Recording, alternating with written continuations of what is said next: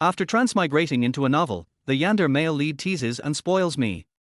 As the heir to medical expertise, Xu Qingwan finds herself transmigrated into a novel, becoming a female guard in the royal palace.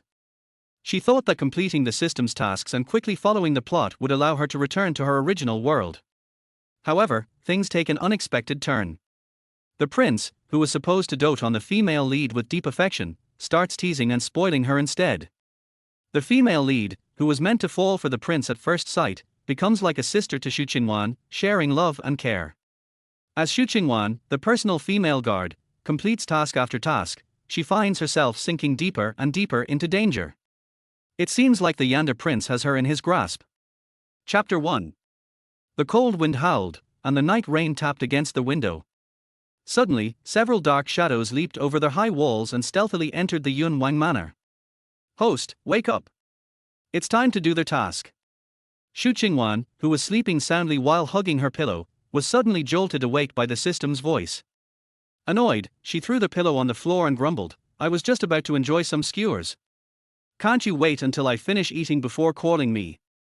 The system, now in the form of a handsome young man, picked up the pillow, dusted it off, and said urgently, "Can't wait.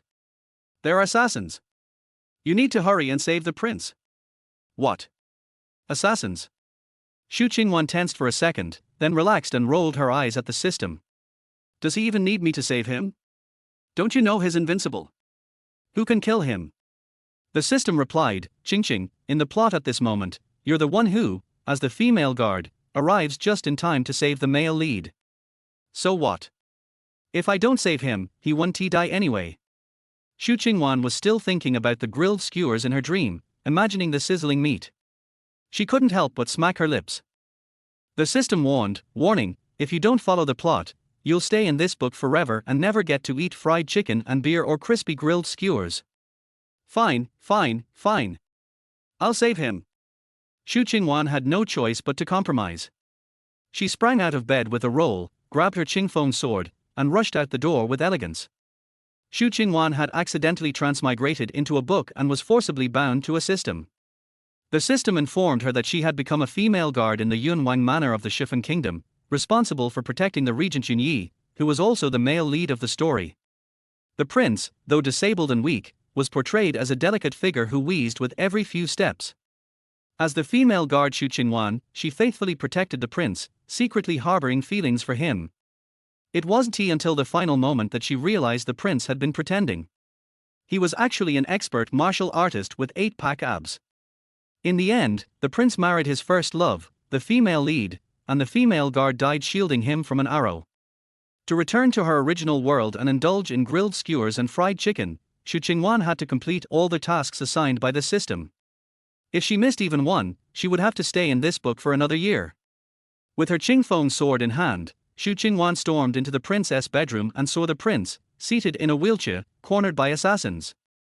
4 assassins, holding daggers, rushed toward him. He can still stay calm at this point. Doesn't he fear death? Waiting for me to save him, huh? Regent Yunyi, seeing her arrival, immediately relaxed, as though there was no need for him to act. But then he realized something strange. Had his female guard just reprimanded him? He hadn't seen her mouth move, so maybe he had misheard. The assassins, now aware that someone had arrived, grew even more aggressive, determined to kill him and claim the reward of 100,000 gold. The prince leaned back in his chair, calmly watching as the cold, glimmering daggers neared. Suddenly, a figure flashed, and Xu Qingwan appeared beside him, her sword slicing through the air. The assassins froze, their throats slit, and blood began to pour. Xu Qingwan knew the prince was a neat freak, so she refrained from throwing the bodies, letting the blood stain his clothes instead. This was the price she paid for being disturbed at night. You're almost dead, and still don't act. You're really good at pretending. You make me come out in the rain to save you and let their blood spill on your clothes. How disgusting. The prince, now fully aware, so that his female guard hadn't spoken. Did she harbor resentment and never want to protect him? Had he not given her enough monthly allowance? But the cleanliness-loving prince wasn't he going to let her have her way? With a flick of his hands, his wheelchair slid forward. The assassins collapsed one by one, with Xu Qingwan getting splashed in blood. At this moment, a group of guards entered, having been instructed by the prince to return to rest due to the heavy rain and not patrol. Upon hearing about the intruders, they rushed to the scene, only to see the assassins already dealt with. They all knelt and begged for forgiveness. "Your Highness, forgive us. We were late. Please punish us. Millimeter, clean this up, then each of you take 10 lashes." Yuni flicked his cuffs, wiping off the rainwater, which had stained from Xu Qingwan's clothes. Had she not rushed to save him, he might have thought she was intentionally making him uncomfortable. "You damn prince! Have you no conscience? You knew about the assassination and purposely sent the guards away. It was just a bit of rain. Now you want to punish them. I saved you, and now you want to punish me. Should we just let you fend for yourself?"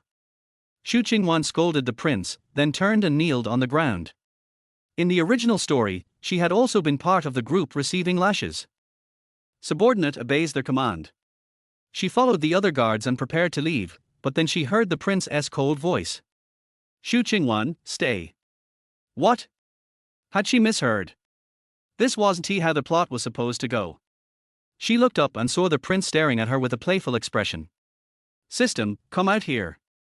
What's going on? Why isn't he following the script?" The system replied, "Don't worry, this won't affect your return to the original world." Yuni frowned slightly. Who was she talking to? How did she know? He had deliberately left an opening for the assassins. Looks like this female guard isn't simple after all. In his eyes, she was only a servant, but now he realized she had some brains. The others quickly finished cleaning up and all left. Xu Qingwan remained kneeling on the ground, not daring to get up. "Why isn't he letting me up? I'm your savior, and you're being ungrateful." Yuni looked at the woman on the ground, her clothes soaked through. Her delicate, alluring curves looked different from usual. So, in her mind, she, who claimed to be his sister, was being so disrespectful. Did you notice anything from those assassins?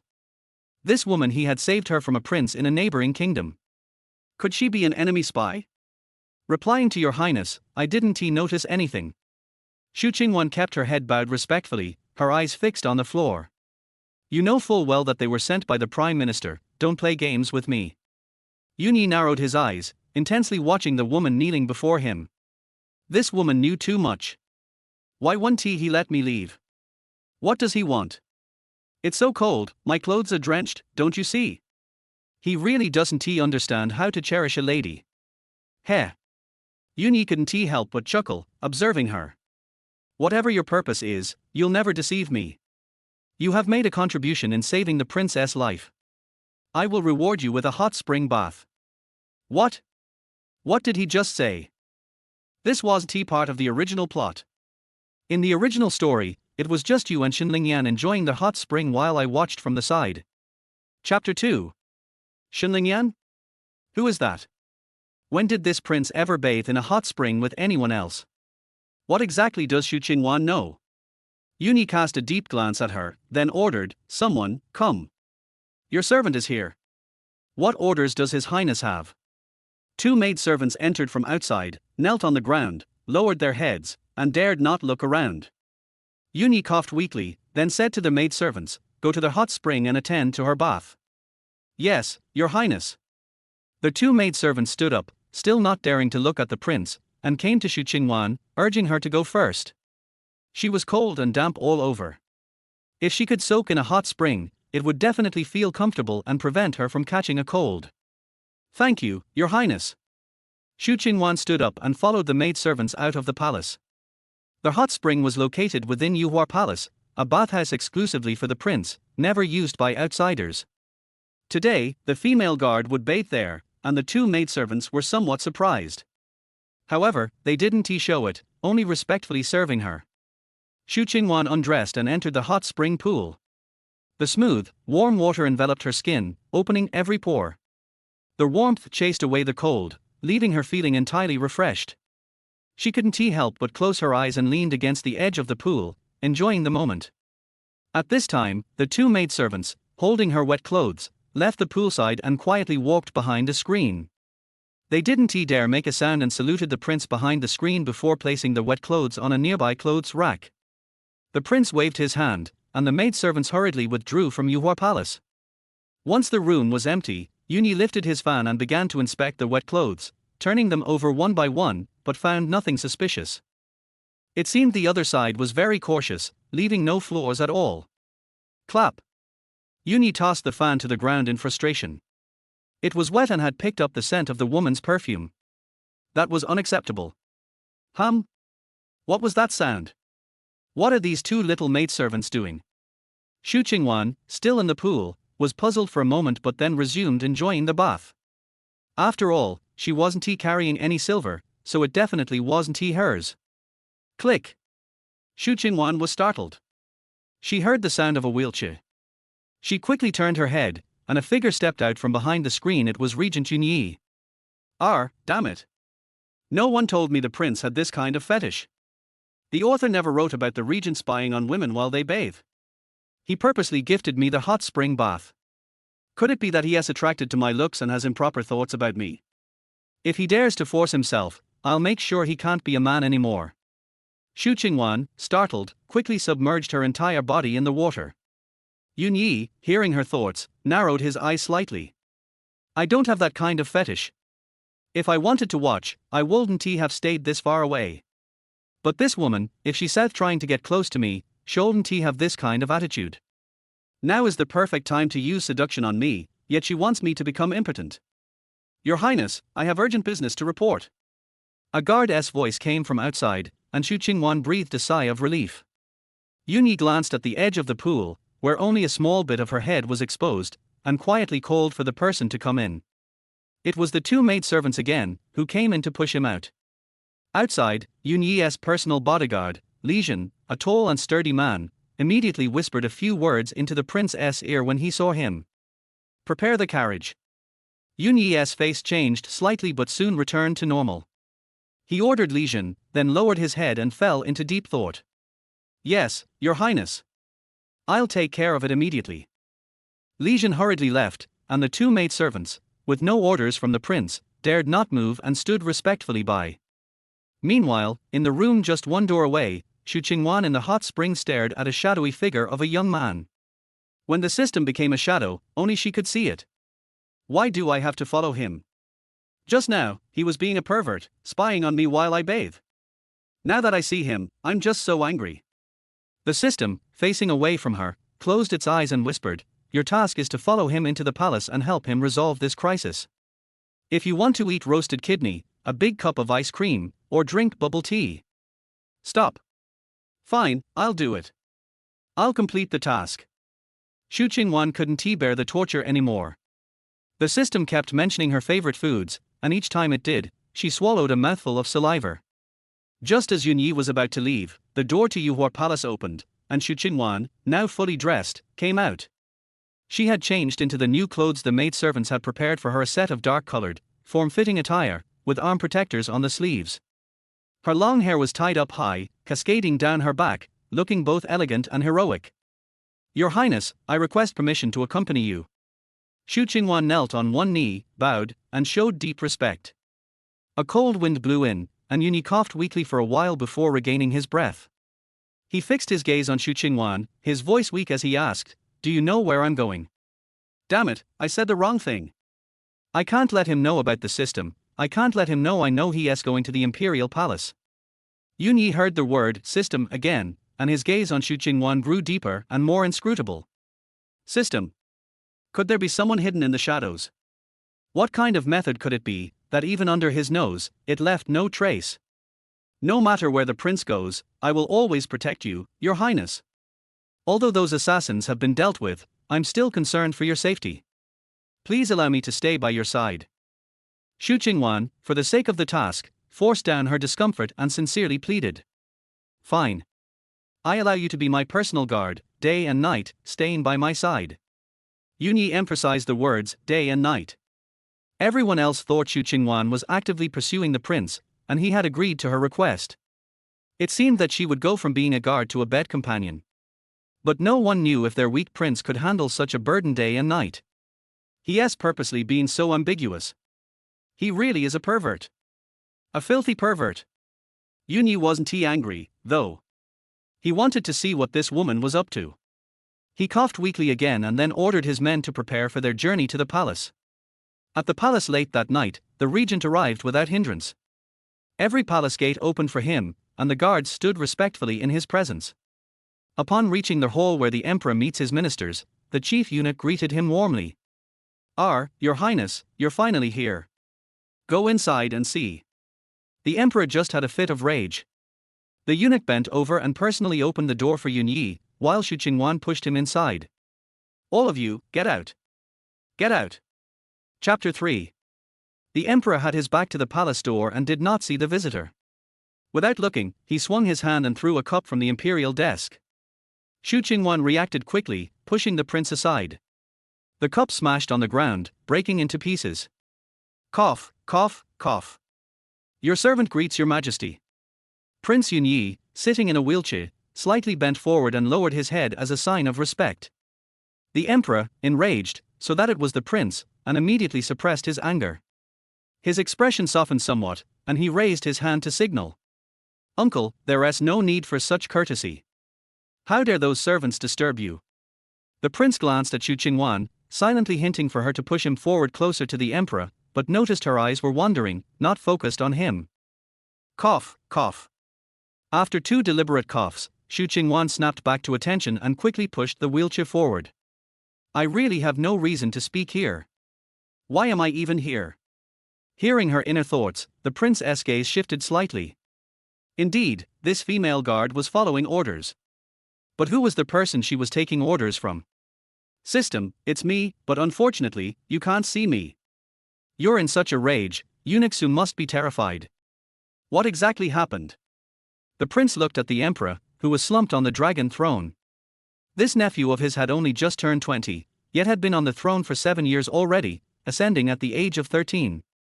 The prince had been assisting him all along, and even now, the emperor was easily angered when something went wrong. The emperor took a deep breath, his eyes instantly red. He spoke with difficulty, my first son. They actually dared to harm my only son. Yandere. What happened to him? The prince was shocked. He hadn't expected anyone to target the young emperor's son. Yandere was the emperor's only child, the son of the empress. Who would dare harm him?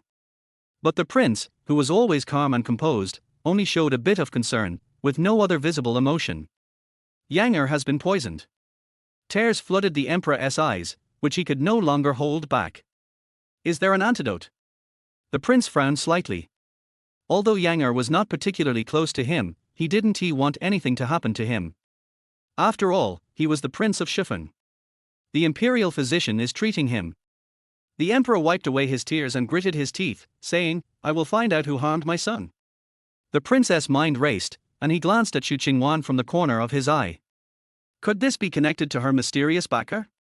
Xu Qingwan's inner thoughts at that moment. The little emperor's crying is so heartbreaking, sigh, he is so pitiful.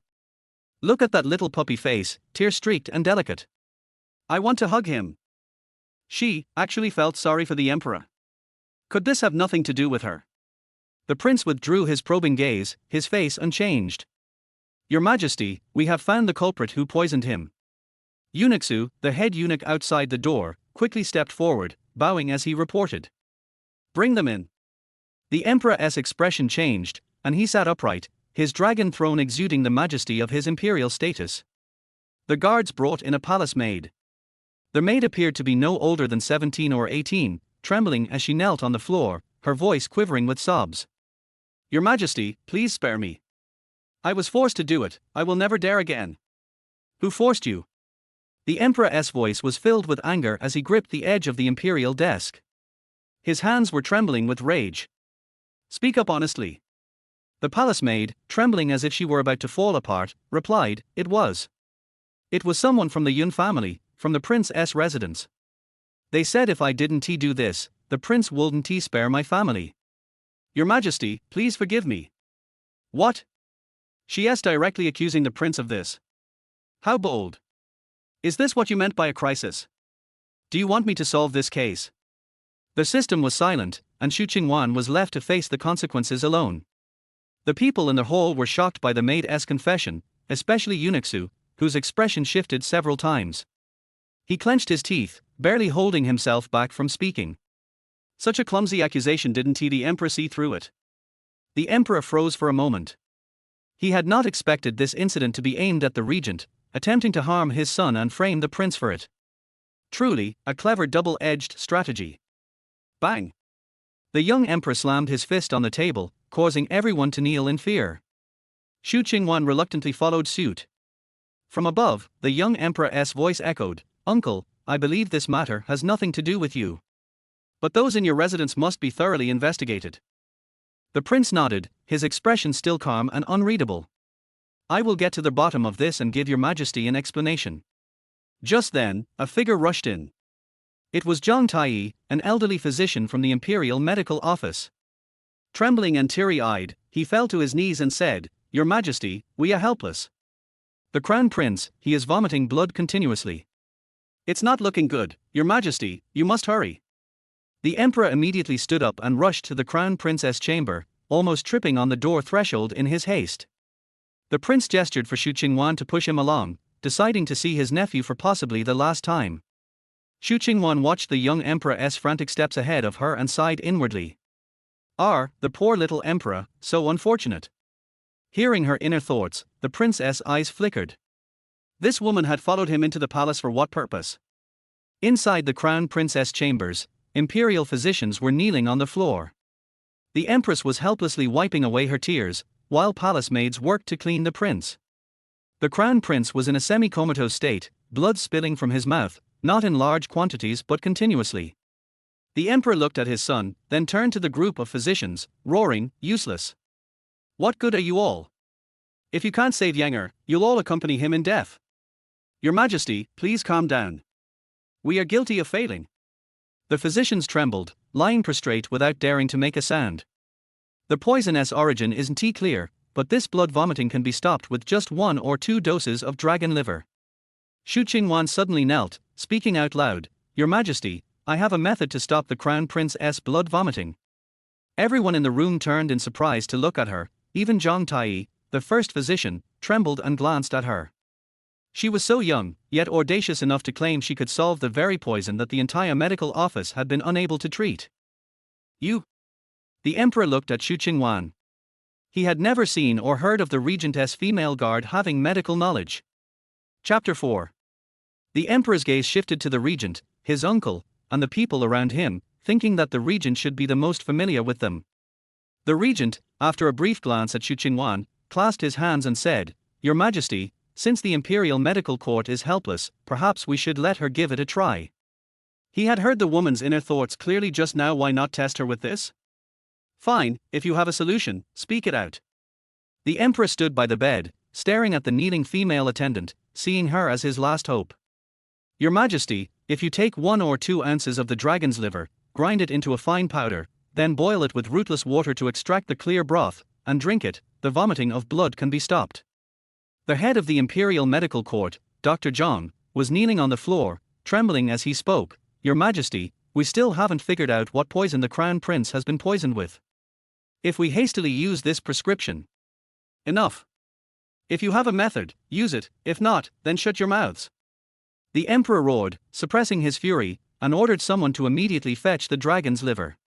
Soon, the dragon's liver was brought in. The emperor handed it directly to Xu Qingwan, instructing her to prepare the medicine herself. After a flurry of activity, Xu Qingwan handed a bowl of slightly yellow broth to the palace maid serving the crown prince. "Feed it to him. Within a quarter of an hour, the vomiting of blood will stop. Hurry, hurry, give the medicine to the crown prince." The emperor rushed to the bedside, personally overseeing the palace maid feeding the medicine. Xu Qingwan silently stood beside the regent. The dragon's liver, also known as the heart of the furnace, was incredibly effective against internal bleeding, hemorrhaging, and vomiting blood. This was a rare ancient remedy from her previous world, and she never expected that the doctors in this world would not know about it. 1, 2, 3, 4. 23, 35. Xu Qingwan silently counted the time in her heart. While the prescription would work, she still felt a bit nervous. The regent looked at her with confusion. What was she doing? Why was she counting? This woman had been so unpredictable tonight. He had never paid much attention to her before, but now he was finding her quite interesting. After drinking the broth, the crown prince's vomiting of blood gradually lessened. Once the quarter-hour mark passed, it stopped completely. He's really not vomiting blood anymore.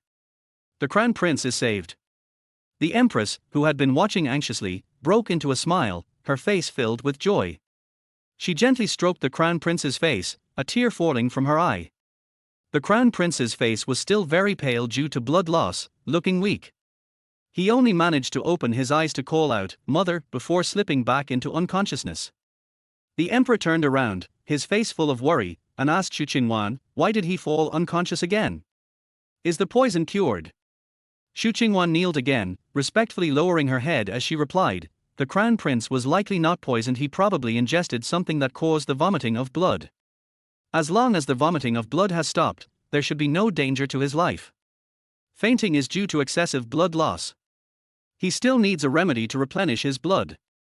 Unfortunately, I am not as familiar with this as the doctors of the Imperial Medical Court. I just helped save him, but I probably offended the Imperial Medical Court. I can't afford to draw too much attention to myself. Let them take credit for the blood replenishment."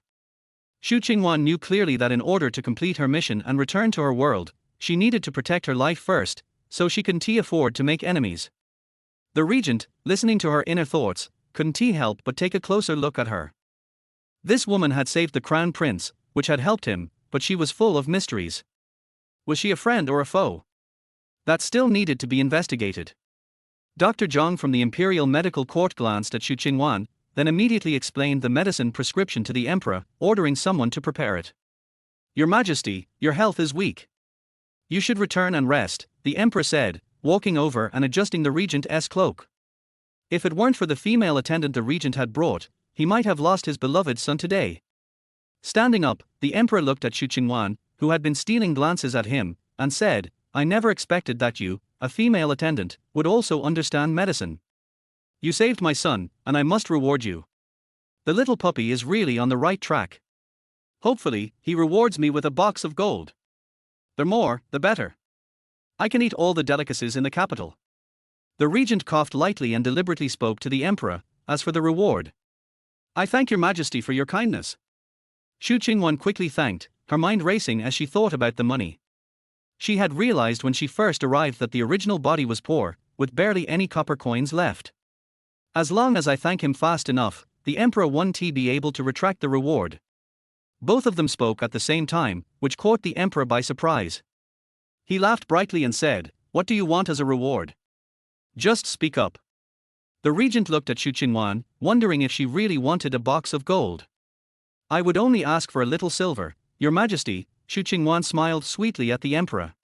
"Fine, I'll reward you with 100 taels of silver," the emperor said, a little surprised. She only asked for silver, and he was now looking at Xu Qingwan with new eyes. Swan Gonggong immediately ordered someone to bring the silver. After thanking the emperor, Xu Qingwan took the 100 taels of silver and helped the regent out of the palace. It began to rain heavily again outside. Xu Qingwan and the guards helped the regent into the carriage. She held the umbrella and carried the silver, walking alongside the carriage while pondering life's big questions. What should I eat for breakfast tomorrow? I now have silver. I wonder if things are expensive in the capital, and what kind of food there is. Will 100 taels be enough for a month's worth of food? Inside the carriage, the regent, listening to Xu Qingwan's thoughts, couldn't help but smile faintly. She wanted silver just to eat. It seemed he had been giving her too little in monthly allowances. He gently lifted the curtain of the carriage window and saw that Xu Qingwan's shoulder was getting drenched in the rain. She had moved the umbrella in front to protect the silver. That foolish woman, she wasn't afraid that the silver would get wet. "Xu Qingwan," the regent called out.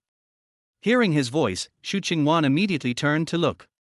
The regent had already pulled back his hand, and the curtain was fluttering slightly, dampened by the rain, hiding the inside.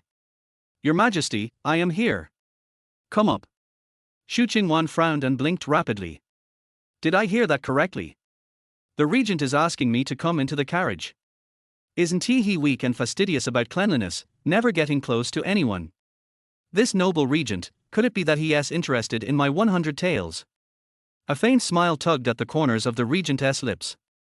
The female attendant who had accidentally saved his life was becoming more and more interesting. Xu Qingwan didn't dare to disobey and climbed into the carriage, trying to sit as far from the regent as possible. The regent didn't speak the whole way, as his ears were filled with Xu Qingwan's inner thoughts. He wasn't lonely at all. He told me to come up, yet he is closing his eyes to rest. Is he worried about assassins on their way and wants me to block the knife?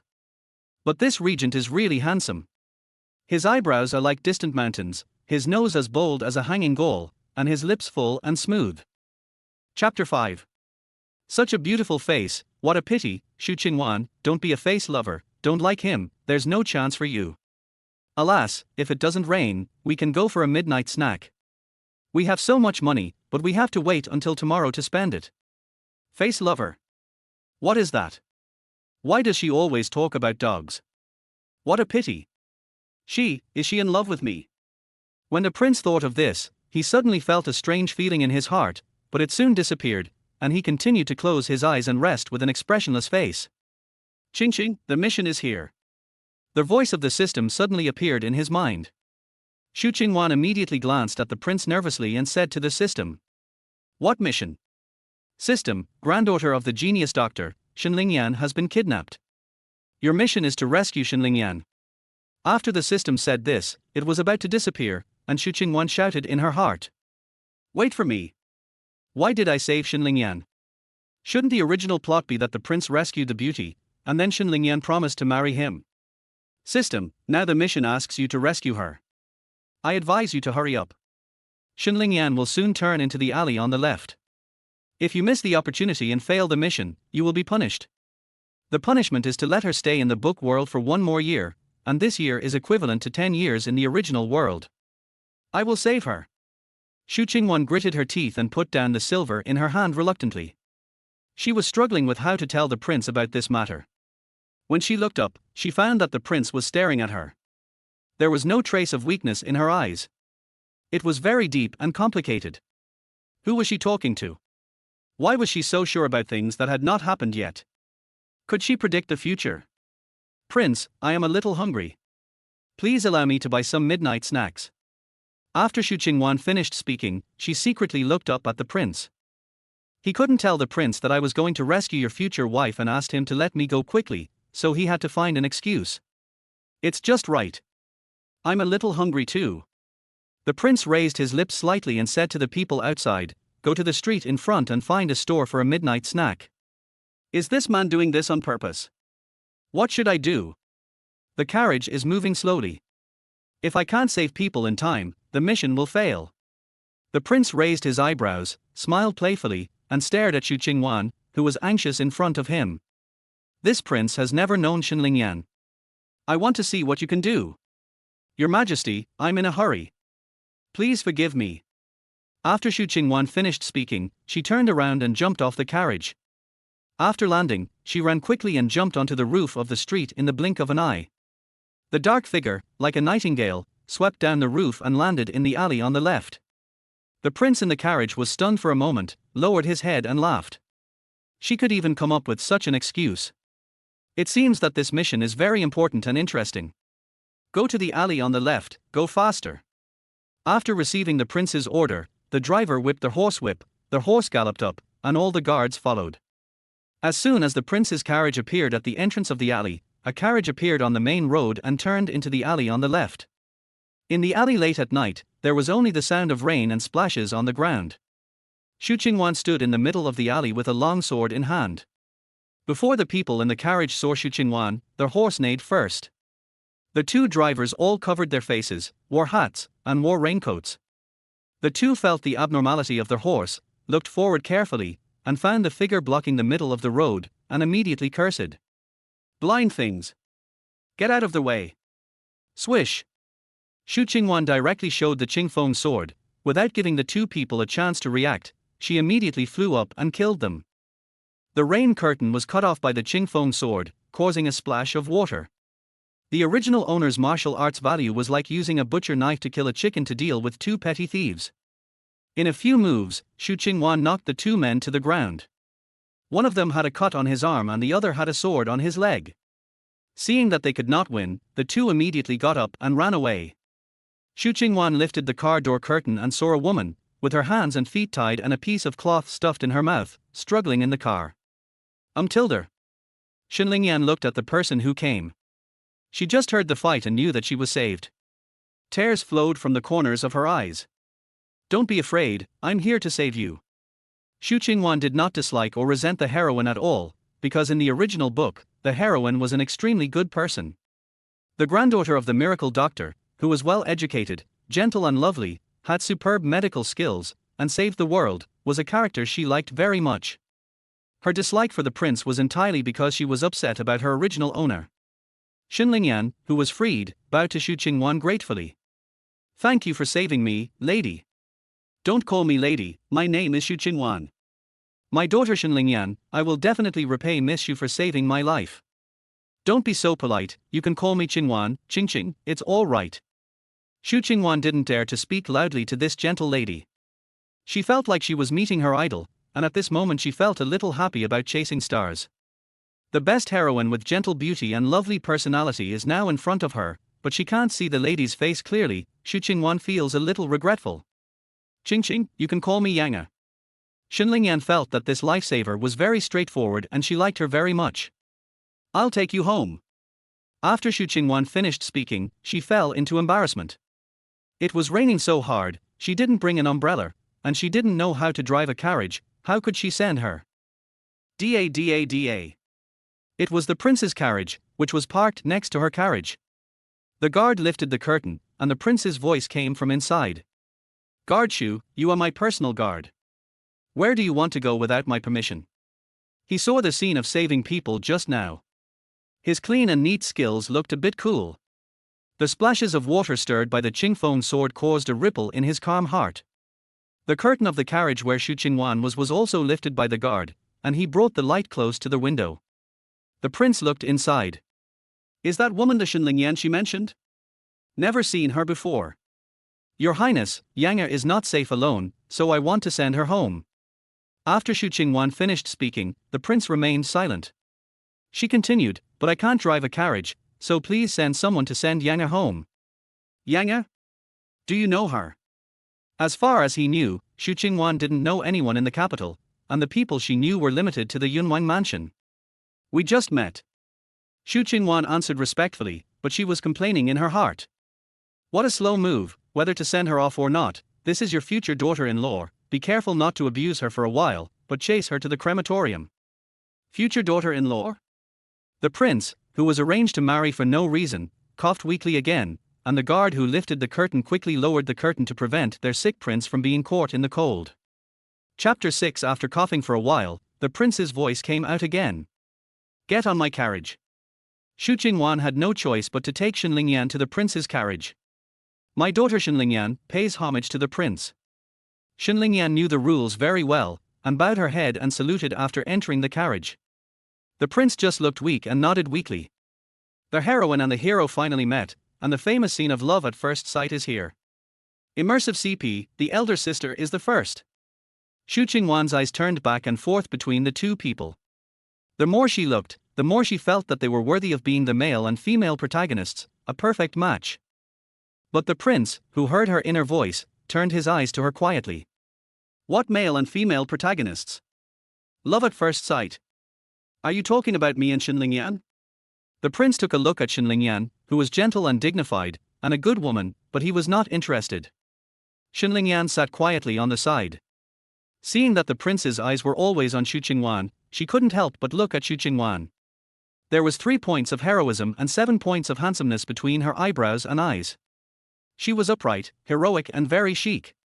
Such a woman, even she, who was also a woman, couldn't help but look at her a few more times. It was not surprising that she could get the favor of the prince. TSK, why is Xinlingyan's eyes always on me? She should have fallen in love with the prince at first sight when she saw him. Her eyes should be on the prince. Is the plot off track? The prince coughed and panted from time to time, and did not talk to Xinlingyan, which made Xu Qingwan grit her teeth in anxiety. Neither of you took the initiative. When can you get married? The plot is not like this. What went wrong? The prince lifted his eyelids and took a deep look at Xu Qingwan. Why did she want me and Xinlingyan to get married so much? What is her relationship with Xinlingyan? Prince, didn't you just say you were hungry? I'll buy you a midnight snack, and you can take Miss Xin home. Xu Qingwan asked very seriously. Maybe it was because she was here that Xu Qingwan was shy and embarrassed to talk. The original plot was that Xu Qingwan was alone with the prince, and the female guards were running outside the carriage, so she, the light bulb, had to evacuate quickly. The prince's weak face showed no emotion. He lowered his head and tidied his robes, and said lightly, "It's raining too hard outside, bear it, and let the kitchen cook when you go back to the mansion." Xu Qingwan had an illusion that the prince's words sounded like they were spoken to her. Thinking of the original owner, who was punished by the prince several times in the original book and could not get out of bed for several days, Xu Qingwan shut up obediently and dared not say anything more. The rain was rustling, and there was no other sound except the rumbling of the carriage. Soon, the carriage stopped in front of a house. The plaque on the door read, "Shen Mansion." "Prince, we have arrived at Shen Mansion."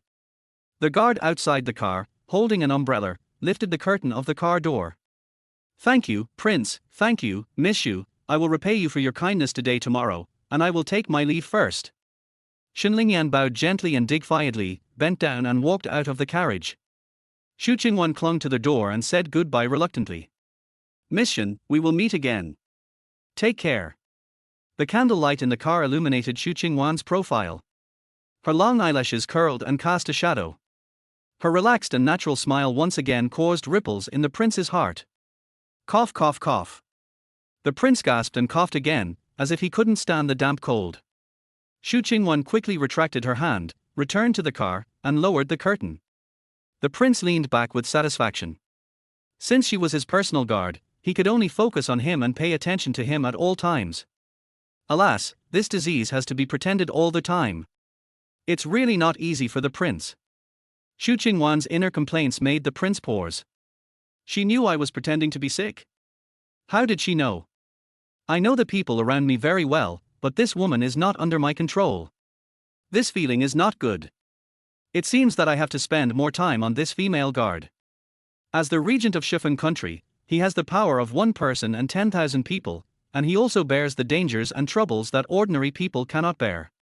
He is the person at the center of the vortex, and the people around him have to be on guard. Now he thinks that the identity of the female guard in front of him, Xu Qingwan, is very suspicious. When they arrived at the Yunwang mansion, the rain had stopped. The guard helped the prince to the wheelchair and wanted to push him in, but heard the prince speak lightly. From now on, this matter will be handed over to Xu Qingwan. Li Jin, the personal guard who had been serving the prince, let go of his hand holding the wheelchair, glanced at Xu Qingwan, and then respectfully stepped aside. "Yes, I obey your order." "You obey your order, I don't want to, it's also tiring to push someone, okay." Xu Qingwan took the wheelchair reluctantly and pushed the prince inside. The prince was not surprised at all when he heard her voice. He had expected that she would not be willing. Arriving at the inner courtyard, the prince said calmly, "Go to the front hall. It was already late at night, and we should go to the bedroom to sleep." What was the purpose of going to the front hall? What was going on that had to be done in the middle of the night? Xu Qingwan wanted to go back to sleep. She was sleepy and tired, but she didn't dare to say much. She pushed the prince to the front hall in silence. When they arrived at the front hall, the maid came out and greeted him. The prince ordered, "Go to the kitchen and make some midnight snacks." Xu Qingwan's eyes lit up, and most of her sleepiness disappeared immediately. "I am indeed a little hungry, but I can't get the prince's midnight snack. Alas, how can I let the prince give me a midnight snack?" The prince listened to Xu Qingwan's voice and smiled secretly in his heart. The inner activities of this female guard were really interesting. The maid quickly brought the midnight snack up. The most high-end ingredients and the simplest cooking methods were just a simple porridge and a few side dishes, which exuded an attractive aroma. Xu Qingwan secretly swallowed her saliva. This was too tempting for a foodie.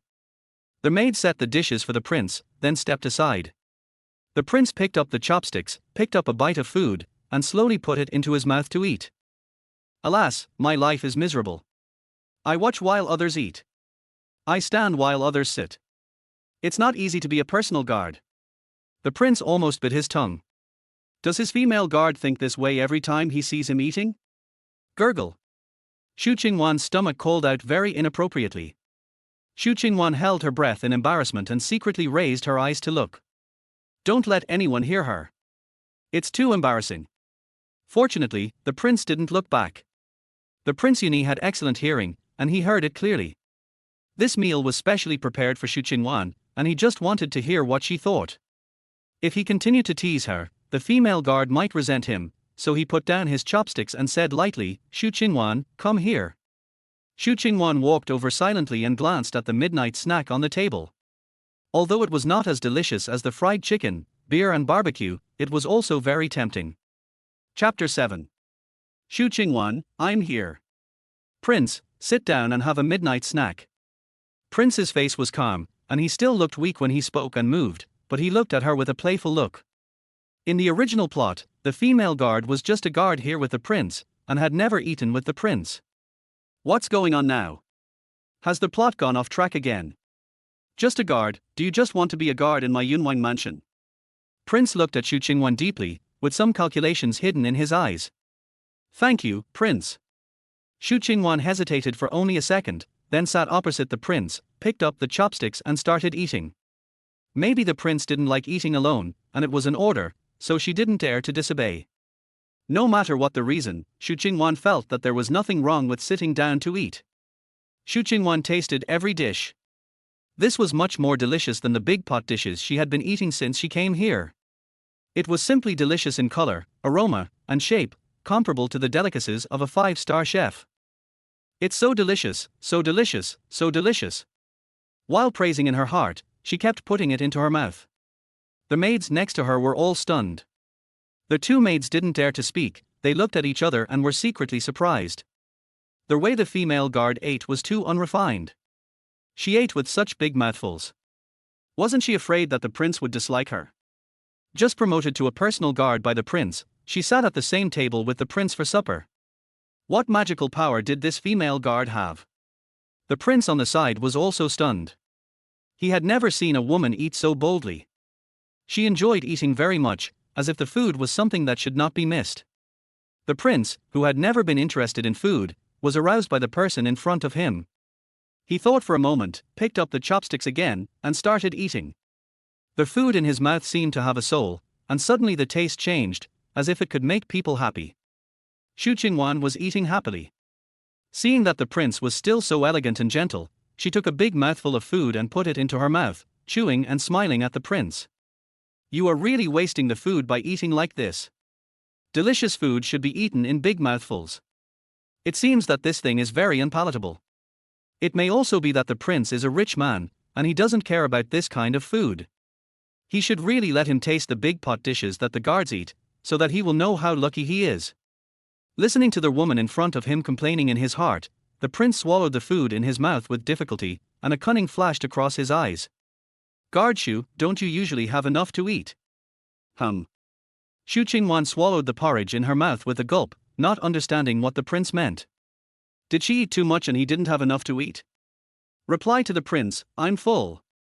Oh, do you want another bowl? The prince saw that the bowl in her hand was empty. No, I'm full. Xu Qingwan quickly put down the bowl and chopsticks, wiped her mouth, and stood up. Thank you for the reward, Your Highness. It's late at night, and I won't disturb you. She was even more sleepy after eating, and she had fought 2 battles tonight, so she was very tired and wanted to go back to sleep. This prince said that you have to guard this prince day and night, and sleep here tonight. The prince's starry eyes stared at the person in front of him, eager to hear her voice. Sleeping here?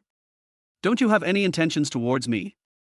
No, my sister's innocence should be left to her future husband. Your Majesty, I am just a guard. Please ask me to go back and change my clothes, and then I will come to guard the door for you. When she rescued Xinlingyan just now, her clothes were wet, and now they stick to her body, making her feel uncomfortable and a little cold. Go and tidy up the bed in the outer room. Guard Xu will stay in the outer room tonight. The prince ordered the maid next to him, but his eyes were on Xu Qingwan, and he turned around. Since this woman didn't want to use the beauty trap, he wouldn't do anything to her. He just thought she was interesting and her identity was suspicious, so he wanted to keep her around to relieve boredom. Xu Qingwan frowned slightly and looked up at the prince. There is no way to avoid it tonight. Why doesn't this prince follow the plot?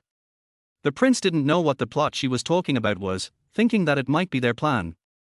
How could he, the regent of Shifan country, be manipulated by others, let alone let them do what they wanted? If I say day and night, it means day and night. Guard Xu, do you have any objection? The prince's voice was cold and majestic. Even though he still looked sick, his words made people dare not disobey. The maid next to him didn't dare to breathe and went to make the bed silently. Xu Qingwan had to compromise, lowered her head to hide her dissatisfaction, and said respectfully, I have no objection, please rest early, your majesty. The prince nodded with satisfaction and watched Xu Qingwan go to the outer room. The personal maid came to change the prince's clothes and serve him to bed. Xu Qingwan in the outer room, behind the screen, changed into the clean underwear prepared by the maid, and then lay on the bed. This was the first time she left her bed after she came here. She couldn't sleep and stared at the ceiling. What went wrong? Why did the plot go astray? It's all the system's fault. It must be the task you assigned that changed the plot. The system did not dare to show its entity, so it could only transform into a virtual body, hanging by the bed, communicating with Xu Qingwan silently. How can you blame me? Do you want to follow the original plot and end up dying for him, but he doesn't remember you, and he and the heroine live together? Xu Qingwan shook her head. Although I don't want to, but the prince and the heroine are a pair. They are now completely deviated from the original plot. Can they still achieve a positive result? System, you don't have to worry about this, just complete the task. Yes, this is none of my business. I just need to complete my task and leave here as soon as possible. The regent lying on the bed, flipping through the book in his hand, not reading a word, staring at the pages, complex emotions surged in his eyes. What is her mission? Where is she going to leave here? Xu Qingwan, is it a conspiracy between you and the prince that I saved you and kept you in the palace? The prince suddenly felt a little tired, raised his hand to rub his eyebrows, closed the book, put it on the table beside him, and fell asleep quickly. Xu Qingwan finally fell asleep, and slept very deeply. In the morning, when the maid came to help the prince wash, she didn't get up. The maid looked at her with some ambiguous eyes. They all thought that Xu Shui had been in bed last night. Otherwise, how could a guard get up and she was still sleeping? The point is, the prince is not angry. Tell her to get up and follow me to court. The prince dressed neatly, ordered the maid, sat in the wheelchair, and looked at Xu Qingwan who was sleeping soundly from a distance. As a guard, this level of alertness is not qualified at all. Chapter 8. As a spy, an eyeliner, sleeping so defenselessly is even more unqualified. This woman always surprises him. Xu Qingwan was very grumpy when she got up. She was about to lose her temper when she was woken up, but when she opened her eyes and saw the prince, she reacted. She slept at the prince's place last night. Although she was very annoyed, she didn't dare to delay at all. She jumped out of bed immediately and put on her clothes quickly.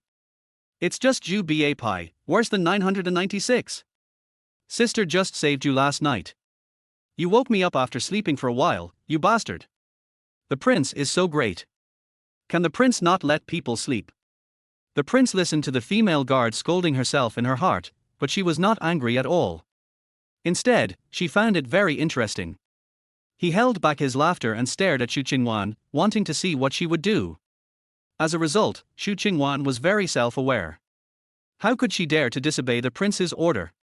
After putting on her clothes and washing up, she followed the prince to the court. Of course, she couldn't go in during the court, and could only wait outside the hall.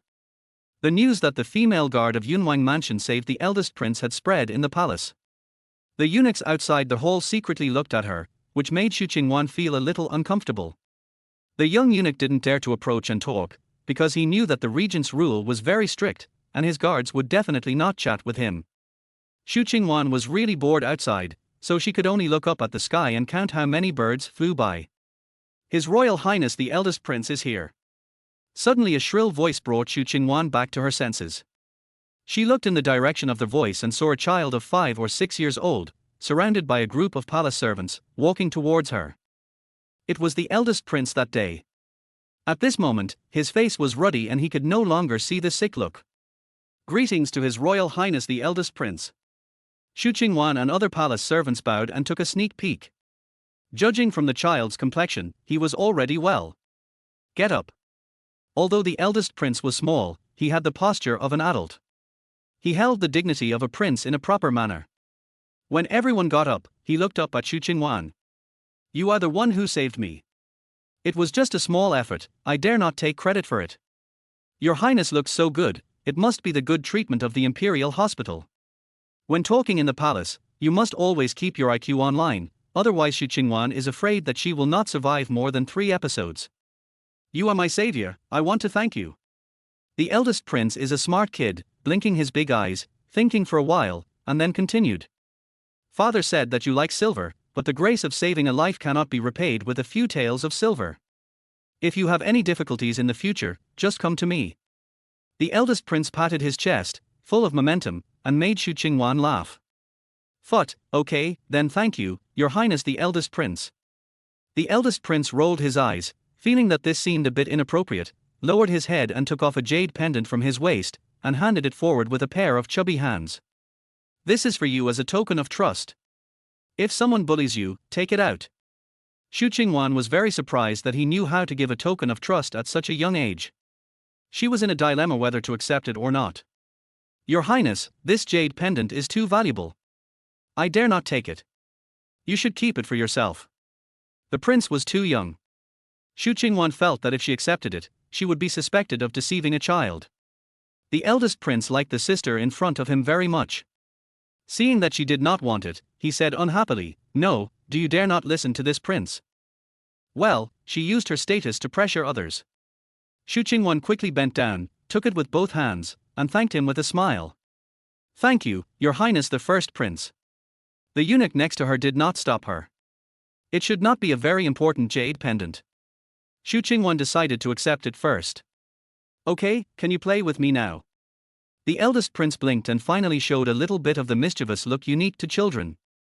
The eunuch who was following him was a little embarrassed and tried to test him. Your Highness, you have been out for too long. The queen should be worried about you.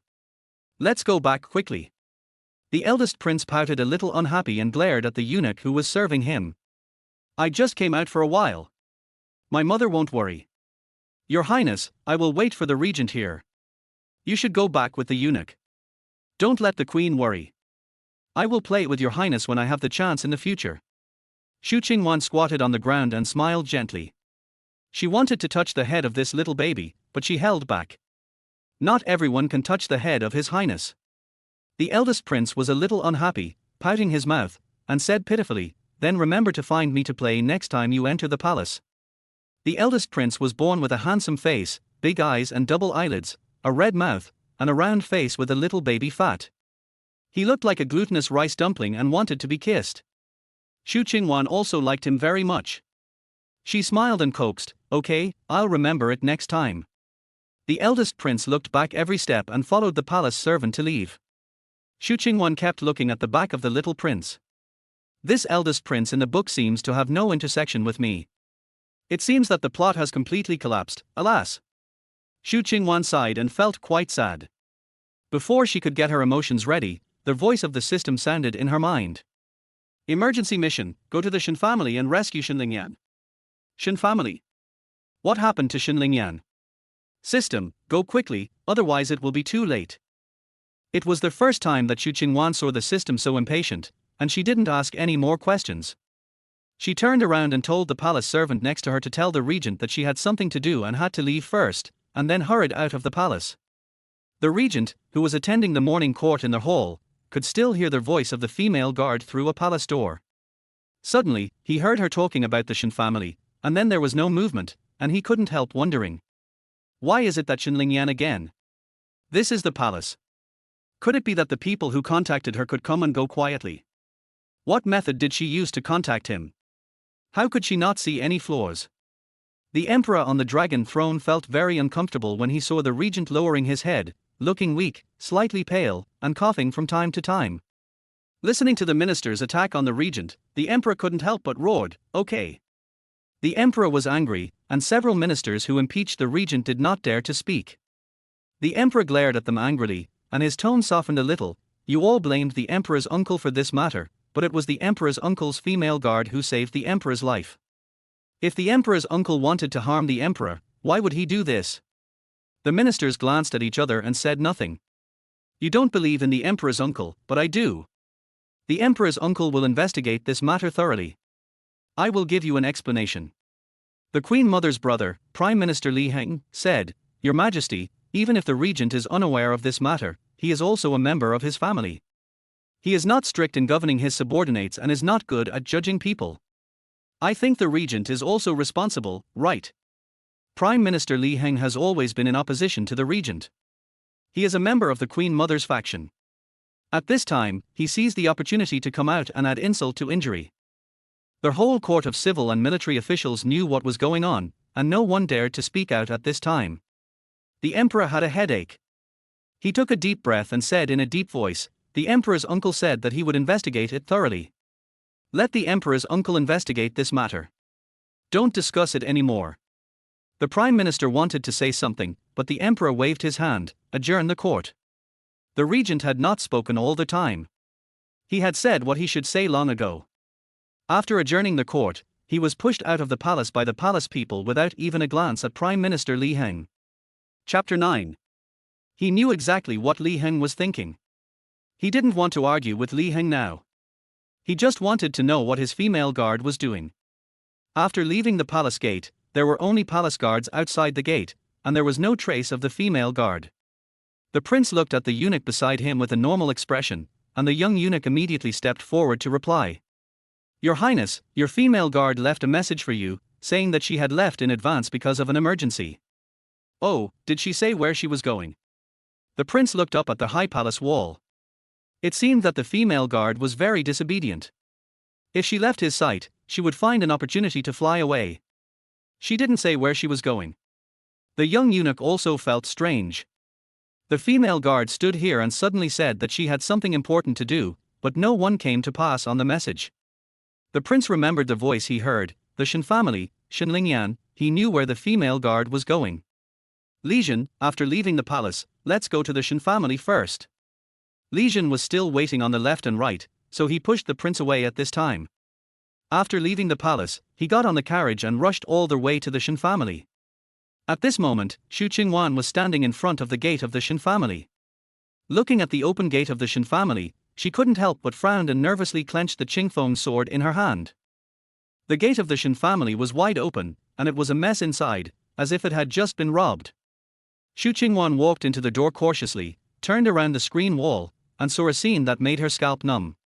There were two people lying in the middle of the road. Judging from the clothes they were wearing, they were servants of the mansion, both men. There was a pool of blood under them, which shocked Xu Qingwan. In broad daylight, in the capital, they dared to kill people. She suppressed the shock in her heart, walked over, squatted down to check, and both of them were dead. Such a ruthless attack made Xu Qingwan even more nervous. She tightened her grip on the Qingfeng sword and frantically called the system in her heart. "System, come out, what's going on?" The system did not show up, but only responded to Xu Qingwan with a voice. "It's what you saw. I can only tell you that Shen Lingyan is not dead. Go find her." Hearing this news, Xu Qingwan finally breathed a sigh of relief. She held the long sword and walked inside vigilantly. The scene inside was even more miserable. There was no one alive in the lobby. After entering the inner courtyard, there were many things scattered on the ground. Every house was turned over. Xu Qingwan carefully observed the surroundings. Except for the person lying on the ground, there was no one figure. Those who committed the crime should have left. But there was no trace of Shen Lingyan here, and she shouted nervously. "Shen Lingyan? Where are you?" "I'm Xu Qingwan." "Shen Lingyan, tell me where you are. I'm here to save you."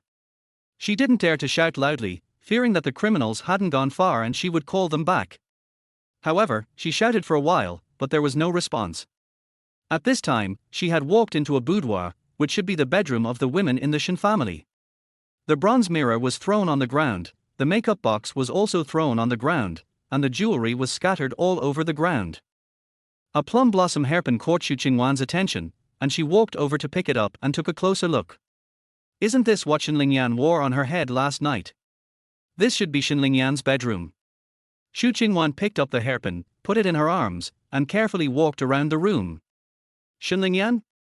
Shen Lingyan?" She shouted a few times, but got no response.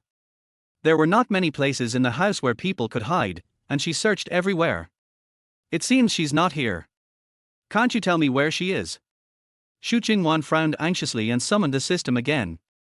System, I can't help you, Qing, don't blame me. Xu Qingwan gritted her teeth, what's the use of you, just issuing tasks, you can't help at all. Wait for me to go back, I'll kick you out, I want to find a system that can give me cheats. System, Qing, don't be angry, if you get angry, your body will be damaged and no one will replace you, Qing, don't be angry, you and I are a perfect match, don't think about untying in this life. Xu Qingwan automatically blocked the system's chattering, she walked out of the bedroom, and searched around in the yard again. Now she was like looking for a needle in a haystack, she had to search the Shen mansion alone, and couldn't miss any place. The system couldn't help, so Xu Qingwan didn't talk nonsense with him. She was thinking in her heart while searching. Looking at this scene, it is obvious that the criminals have already searched through it. They didn't take the valuables, so they are looking for something else. If Shen Lingyan is fine, she must have been captured or hidden. Moreover, the place where she is hiding must be very hidden, not in the room.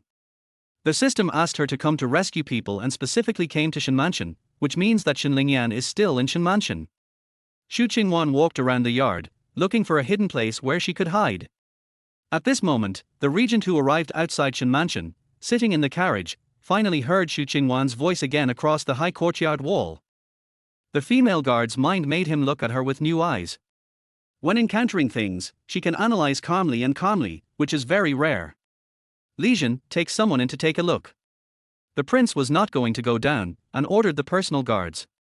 He was very relieved that Lijian was doing things. Lijian took the order and took 2 people into the gate of Shen Mansion. The scene inside made them, several grown men, couldn't help but be shocked. Be alert, see if there are any survivors, and find guard Xu as soon as possible. Lijian gave an order, and the 3 of them separated. Xu Qingwan, who was standing in the middle of a courtyard, suddenly had an idea and said to herself, well. Oh, in the original plot, the Shen family was suddenly in trouble, and Mr. Shen hid Shen Lingyan in a dry well. The author only mentioned this plot in the book in a few words, so Xu Qingwan didn't remember it clearly. She saw a well in the courtyard and suddenly remembered it. There was a well on the east side of the courtyard, near the courtyard wall. The well mouth was sealed, and there was a dustpan on it, with herbs that had not yet dried in the dustpan. Obviously, this thing did not attract the attention of the criminals, and Xu Qingwan was happy. It must be this well. She took 3 or 2 steps over, put the dustpan on the ground, and then pushed the manhole cover. It couldn't be pushed. Xu Qingwan looked down and saw that the manhole cover was a round stone slab, 4 or 5 centimeters thick. She had underestimated the enemy just now and didn't use that much strength. This time she mustered all her strength. After all, she was a guard with extremely high martial arts skills. If she couldn't push this thing away, it would be too embarrassing for the original owner. Creaking. There was a sound of friction between the stone slab and the well mouth, and finally the stone slab was pushed. Bang!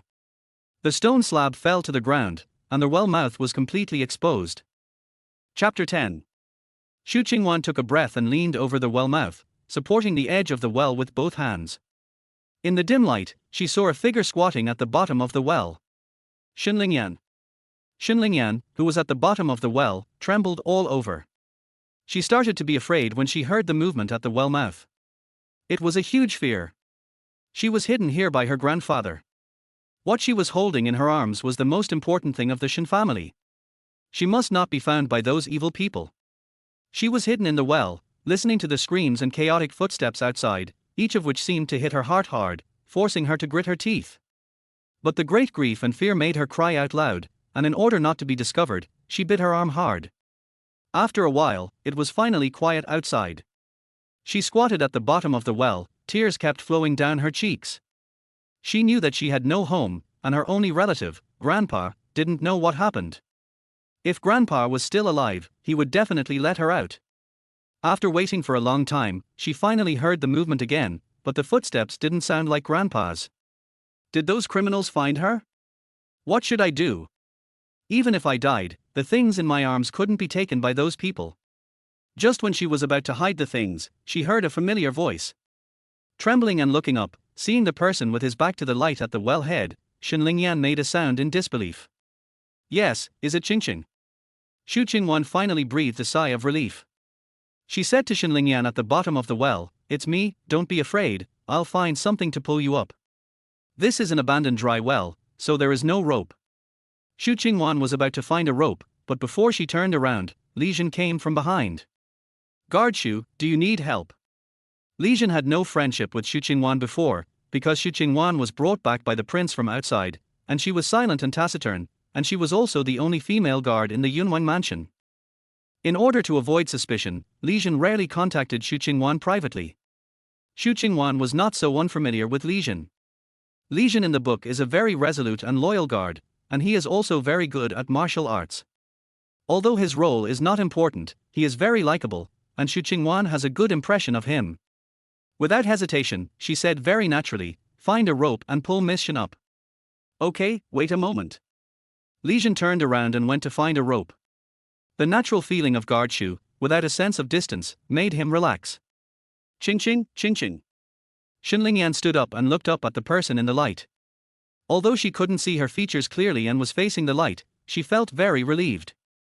She trembled and hugged the things in her arms tightly, choking and calling twice. As the heroine in the book, Shen Lingyan's life experience is indeed a bit tragic. She experienced a huge change in her family and became alone. Then she met the prince. The two of them had a mutual understanding and finally got their reward after suffering. However, in the book, the suffering of Shen Lingyan's family was only mentioned briefly, without a detailed description. Now Xu Qingwan has seen it with her own eyes and experienced it personally. The shock made her feel more distressed for Shen Lingyan. She has been at the wellhead, not leaving, and comforted Shen Lingyan softly. Don't be afraid, Yang. I will rescue you. Li Jin quickly found a rope, and the two of them pulled Shen Lingyan out together. Yang, are you okay? Xu Qingwan felt Shen Lingyan trembling, and checked her body with worry. She was relieved to confirm that she was not injured. Shen Lingyan had not recovered yet, her eyes were red, and she shook her head at Xu Qingwan. I'm fine, where is my grandfather? Ching Ching, have you seen him? Please save him. Shen Lingyan was very afraid that her grandfather would get into trouble. She only had her grandfather as a relative. She was listening to their voices outside and praying that her grandfather would not get into trouble. But now, she saw the mess on the ground and the servants lying in the distance, and she had a bad premonition in her heart, and a panic and despair climbed into her heart. I want to find my grandfather, Ching Ching, I want to find him. Shen Lingyan shook off Xu Qingwan's hand and staggered out of the yard. Yang, Miss Shen. Xu Qingwan understood very well the mood of experiencing a huge change. Seeing that Shen Lingyan ignored her, she hurriedly followed. Li Jin did not speak, but followed cautiously. The prince asked him to come in, and the purpose was to find guard Xu, so he had to follow guard Xu. Shen Lingyan ran to the study, but there was no one inside. The study was no longer the same as before, and was turned upside down. Grandpa! Shen Lingyan shouted, turned around and ran out again. There was no one in the bedroom, no one in the front hall, and finally she went to the pharmacy. That was where Grandpa usually studied prescriptions. There were many medicinal materials in it, and you could smell the smell of herbs as soon as you got close. The door of the pharmacy was open, and the medicinal materials were scattered all over the floor. There was no one inside, only a pool of blood on the floor, not much, and it had dried up. Grandpa! Grandpa, where are you? Shen Lingyan saw the pool of blood, and a deep fear rose in her heart. Grandpa should not be here. This was not Grandpa's blood, it must not be. Yang, calm down. Grandpa is not here, maybe it means he is fine. Shen Lingyan understood Xu Qingwan's words. She just saw those servants who were killed. If Grandpa was here, he would not be spared. Ching Ching, did you see those evil people when you came? Where did they take my grandpa? Shen Lingyan grabbed Xu Qingwan's arm in excitement. The person in front of her was her only support, like a drowning person, the last straw. Yang, I understand your feelings, but you have to calm down now. As long as Grandpa is still alive, we can find him. Xu Qingwan's words calmed Shen Lingyan down and her emotions gradually stabilized. Now, let's deal with the things here first. Xu Qingwan held Shen Lingyan's hand, giving her some strength invisibly. Seeing that her other hand had been protecting something wrapped in cloth, she felt mixed emotions. That should be the Shen family's secret recipe, which records the various prescriptions that the Shen family has developed through generations of medical practice. In the book, the Shen family was tragically wiped out because of this secret recipe, because it contained a recipe for refining an elixir. It was said that this elixir could cure all kinds of poisons and prolong life. It could also increase martial arts practitioners' strength. You're right, Qingqing, thank you for coming to help me. Xinlingyan nodded slightly, swallowed the tears in her eyes, and her voice was a little choked.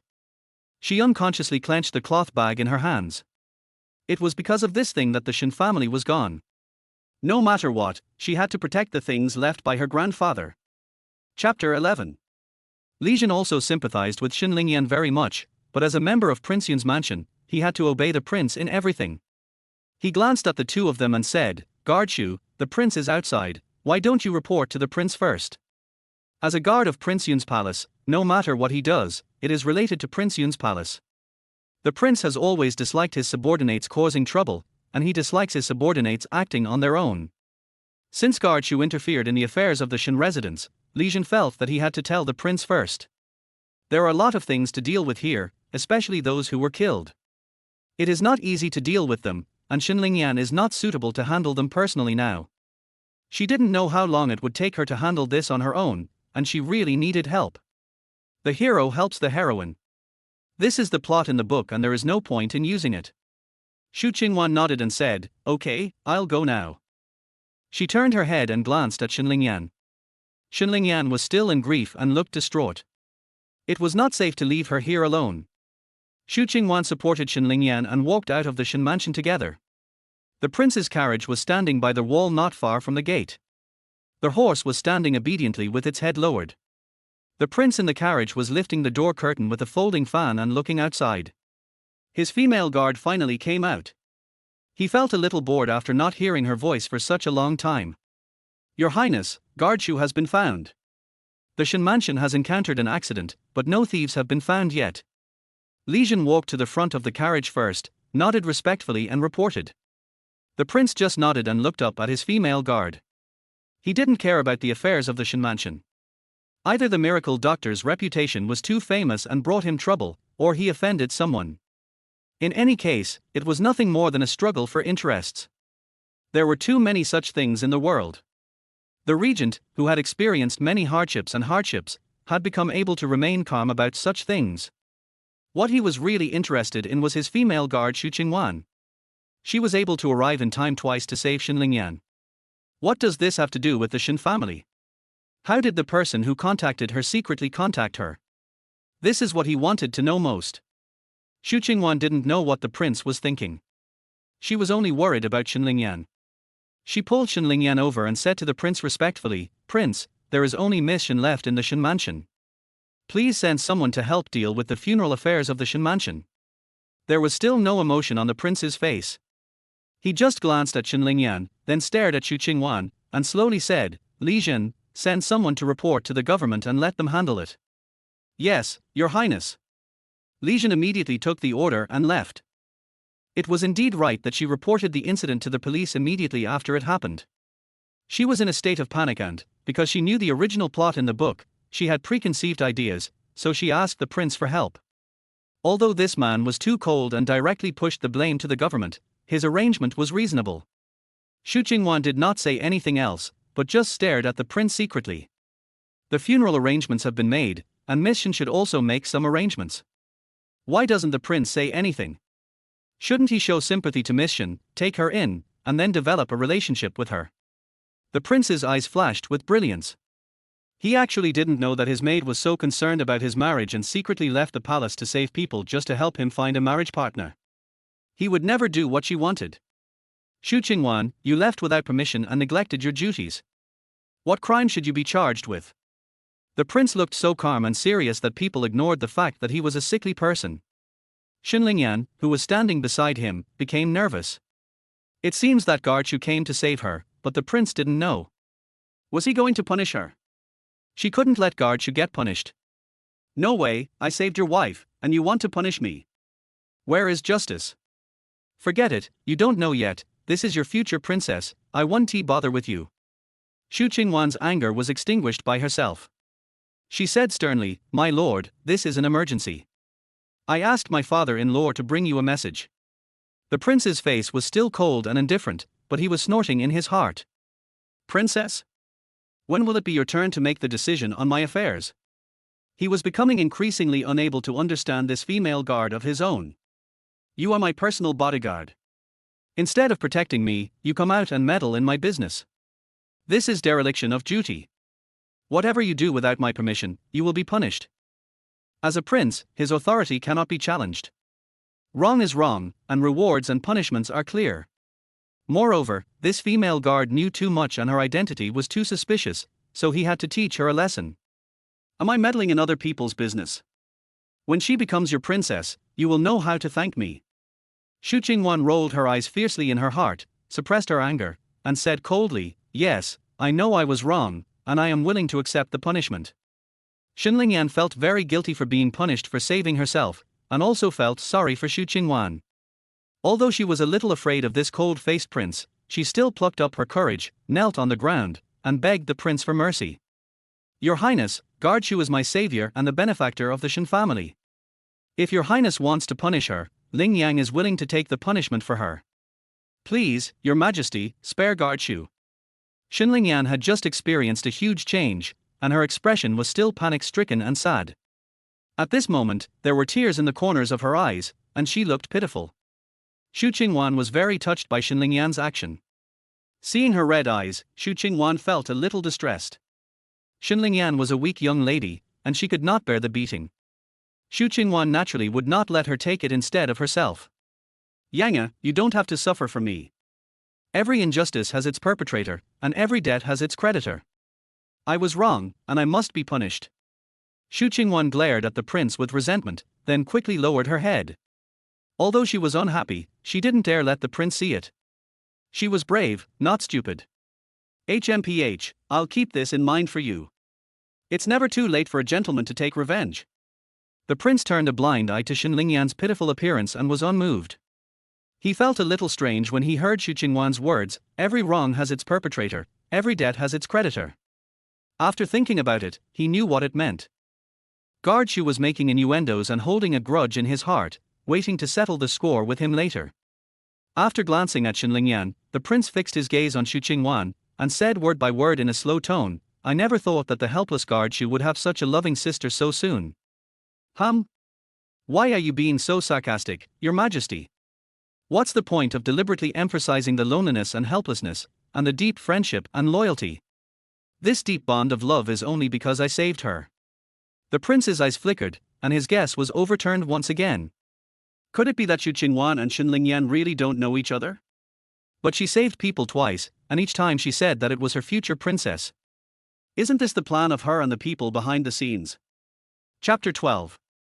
The person who passed the message to her should be the one behind the scenes. If you want to know what their conspiracy is, you have to find out the person behind the scenes first. Since the other party had gone to great lengths to force a princess on him, he would cooperate with them in putting on a show.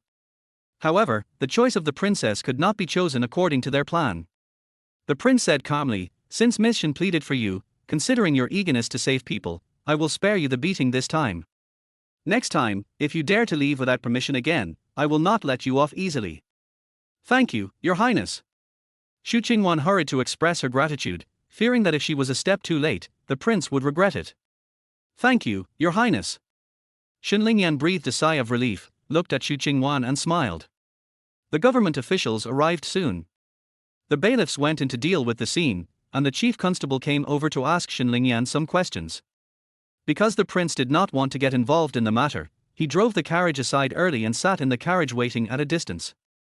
Xu Qingwan accompanied Xinlingyan. When recalling what happened, Xinlingyan choked up and cried several times. Xu Qingwan had been silently holding her shoulders and comforting her. The head of the police force asked, "When did it happen? Do you know those people?" Xinlingyan, "Before dawn in the morning, someone suddenly broke in. I didn't know those people and I didn't see them." The head of the police station asked, "Are there any suspects? Why are they here?" Xinlingyan hesitated for a moment. The thing in her arms could not be exposed. "No, the Shen family never makes enemies with others." The captain asked some more questions, but Xinlingyan could not give any clues. "Okay, Miss Shen, we will investigate this matter as soon as possible. Please accept my condolences." The captain also felt a little sympathy for Xinlingyan, but he had seen too many things like this, so he quickly went to deal with the matter without staying for long. Yang, what are you going to do next? Xu Qingwan took Xinlingyan's hand and wiped away her tears with heartache. I don't know. I just want to find my grandpa as soon as possible. Xinlingyan took a deep breath. She tried to hold back her tears, but when she mentioned her grandpa, she couldn't help but burst out with tears. Okay, we will find it, believe me. Xu Qingwan hugged Xinlingyan and patted her back gently to comfort her. She knew that in the book, Dr. Shen was not dead, but just missing. However, the author did not explain where Dr. Shen was now, so she could not tell Xinlingyan now and could only comfort her first. Don't worry, I will help you. Right now, this place is not yet settled. You can't continue to live here alone. You should find a place to stay first. Xu Qingwan really wanted to tell her to live in the palace, because in the book it was the prince who saved Xinlingyan and took her in. But now, the plot has gone completely off track.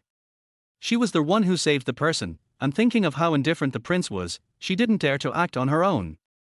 The prince is so indifferent to Yang, will he take her in? Why can't things develop as planned? The prince sitting in the carriage heard these words, quickly closed the folding fan in his hand, narrowed his eyes slightly, and smiled. Guard Xu, of course I won't follow the route you set for me. I want to see what conspiracy you have. Your Highness, we can no longer live in the Shen mansion. Miss Shen has nowhere to stay. Please help me think of a solution, Your Highness. Xu Qingwan pulled Xinlingyan over, and the two stood beside the carriage. Xu Qingwan poked her head through the crack in the door and listened to the noise inside. Since she had led the plot astray, it was her responsibility to pull it back. Help! If you want to send someone to Prince Yun's mansion, you should be sincere. This tone doesn't mean you are begging for help. The prince feels that his dignity has been challenged. No guard had ever caused him such trouble, and no one dared to ask him to do something in such a tone. There are many inns in the huge capital city. Miss Shen can take care of it herself.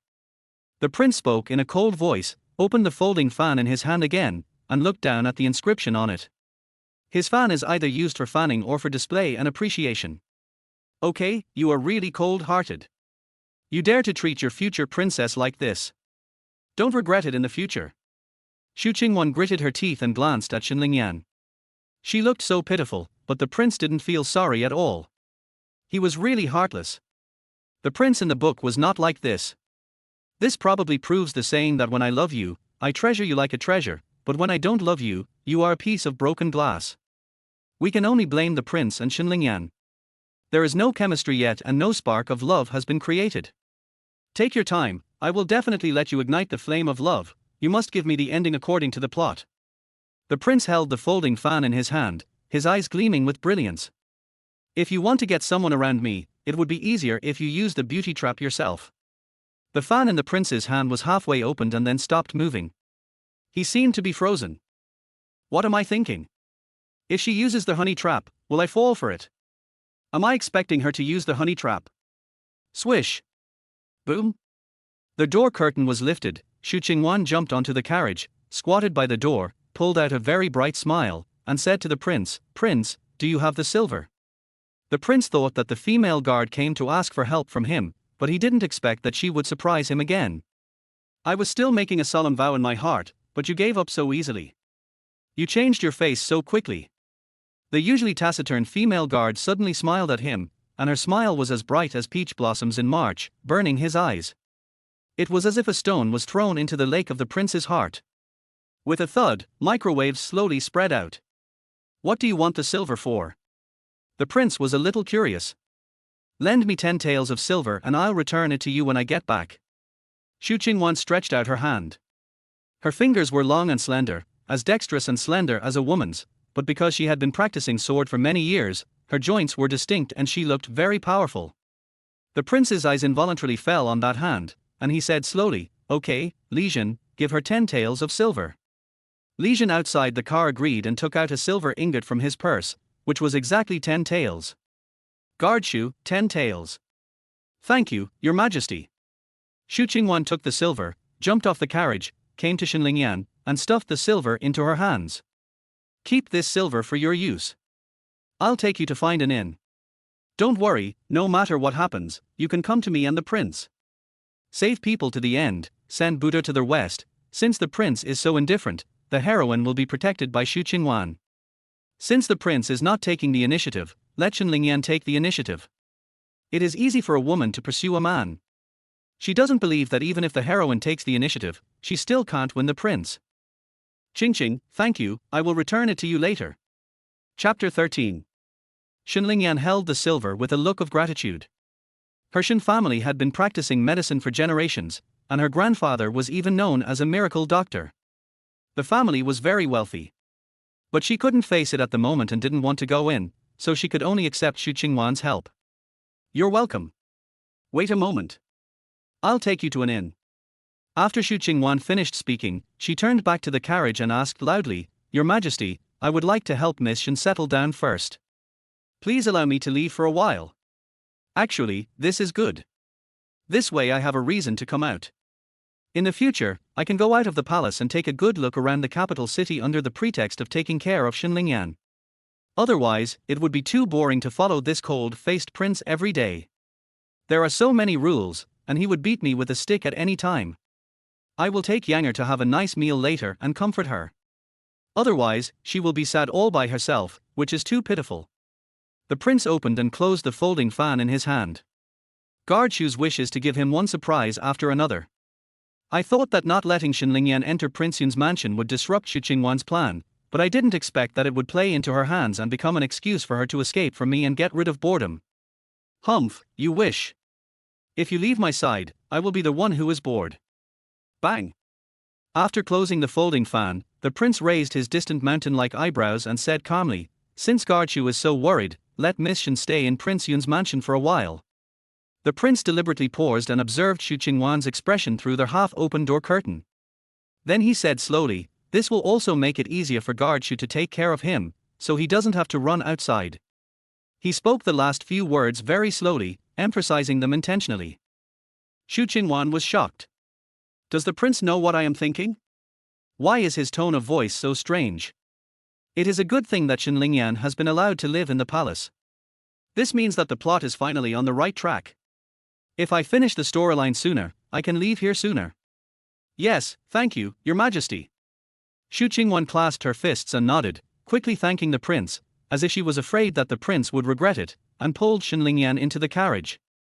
The prince's brows slightly frowned on his unchanging face. Why is she so happy? What does it mean to leave early?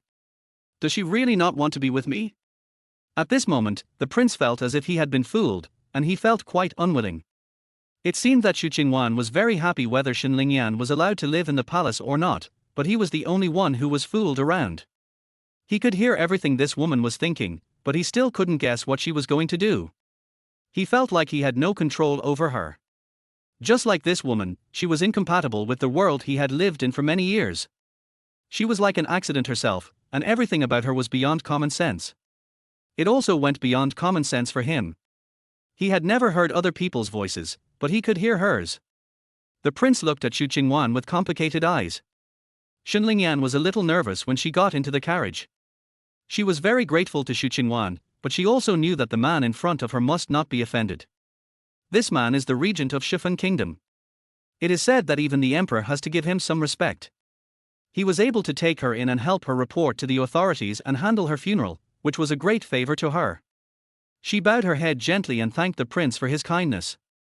Thank you for taking me in, Your Highness. I won't bother you for too long. I'll leave once I've sorted out my family affairs. The prince just nodded, hummed, and raised his hand to signal Xinlingyan to stand up. Xu Qingwan on the side rolled her eyes and complained in her heart. Still pretending to be cool, this is your future princess, can't you be nicer to her? When you fall in love with someone and you keep calling them by your side, you will definitely regret your indifference today. The prince's eyes wandered over Xu Qingwan, his eyes were unfathomable, and his handsome face showed no emotion. But in his heart he sneered at Xu Qingwan's thoughts. Humph, he is so persistent in making her my princess. Could it be that this Guard Xu is the reincarnation of Yulao? The Xin family is a medical family. Although they have some reputation in the capital, it is probably exaggerated by the world. He has never paid attention to the Xin family. As the regent of Shifan Kingdom, how could his queen be a commoner? Even if the old man of the Xin family is known as a miracle doctor, it is of no use to him. His princess would most likely become a victim of the political struggle, and must be a noblewoman of equal status. This was the fate of all royal relatives, so he did not want to even look at any other woman. The regent's princess must be of equal status, otherwise she will be criticized by those in the court. Besides, now is not the time for him to do whatever he wants and indulge in romance. He has never thought about his marriage. Along the way, Xu Qingwan didn't dare to talk to Xinlingyan, for fear of disturbing the prince. Because the prince had been resting his eyes the whole way. After arriving at Prince Yun's mansion, the prince handed over the task of settling Xinlingyan to Xu Qingwan. He just wanted to see what other trouble his female guard would come up with. Xu Qingwan clearly remembered that in the book, when Xinlingyan first moved into Prince Yun's mansion, she lived in the courtyard next to the prince's, Xu. At that time, the prince had a good impression of Xinlingyan, so he deliberately arranged her to be by his side so that he could take care of her and meet her more easily. Now, although it is not clear that the prince has any good feelings towards Xinlingyan, Xu Qingwan feels that it is better to follow the settings in the book. After all, she was anxious to return to her original world, where she could find the wonderful life she longed for. Your Majesty, how about letting Miss Xin live in Tingyu Pavilion? Xu Qingwan smiled brilliantly once again, because she felt that only when she smiled would the prince not reject her. I just borrowed some money and it was very useful. Don't hit a smiling person. To deal with the cold-blooded prince, use whatever tricks that work. I smile so sweetly, Your Majesty won't be disrespectful to me, right? Actually, you also want her to live here, right? The one who is near the water gets the moon first. Living close to you makes it easier for you to communicate with each other. The prince now wants to go against Xu Qingwan, he doesn't want her plan to succeed. He glanced at Xinlingyan, who immediately said, I can live anywhere. If there are any vacant servant rooms, I can live there too. If there are none, Qingqing, guard Xu and I can live in the same room. She had just arrived at this huge Prince Yun's mansion and only knew Xu Qingwan, so she only felt at ease when she was with her. A cool breeze blew up a few strands of hair on the prince's temples. He immediately raised one hand, covered his mouth and began to cough. Xinlingyan hesitated for a moment and said, Your Highness, your cough is so serious. Perhaps you can try my grandfather's prescription. I am not very knowledgeable and have not yet received my grandfather's true teachings.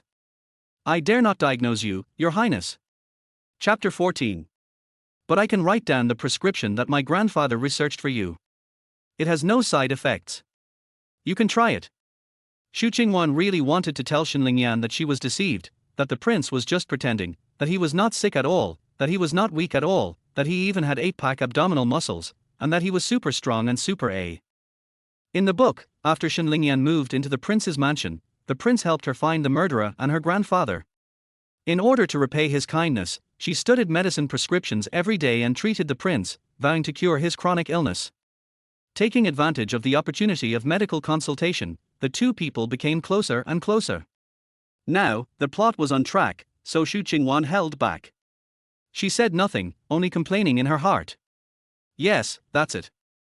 Find an opportunity to be with the prince and become the princess as soon as possible. A happy ending. Then I will complete my mission and can go back. The prince listened to Xu Qingwan's thoughts and finally confirmed one thing. Guard Xu's mission is to make Xinlingyan the princess. Although I don't know what conspiracy is involved, how can a regent be controlled by others? He put down his hand from his mouth, slowly raised his eyes, and said in a low and cold voice, No need, Miss Xin, my old illness will not be a problem.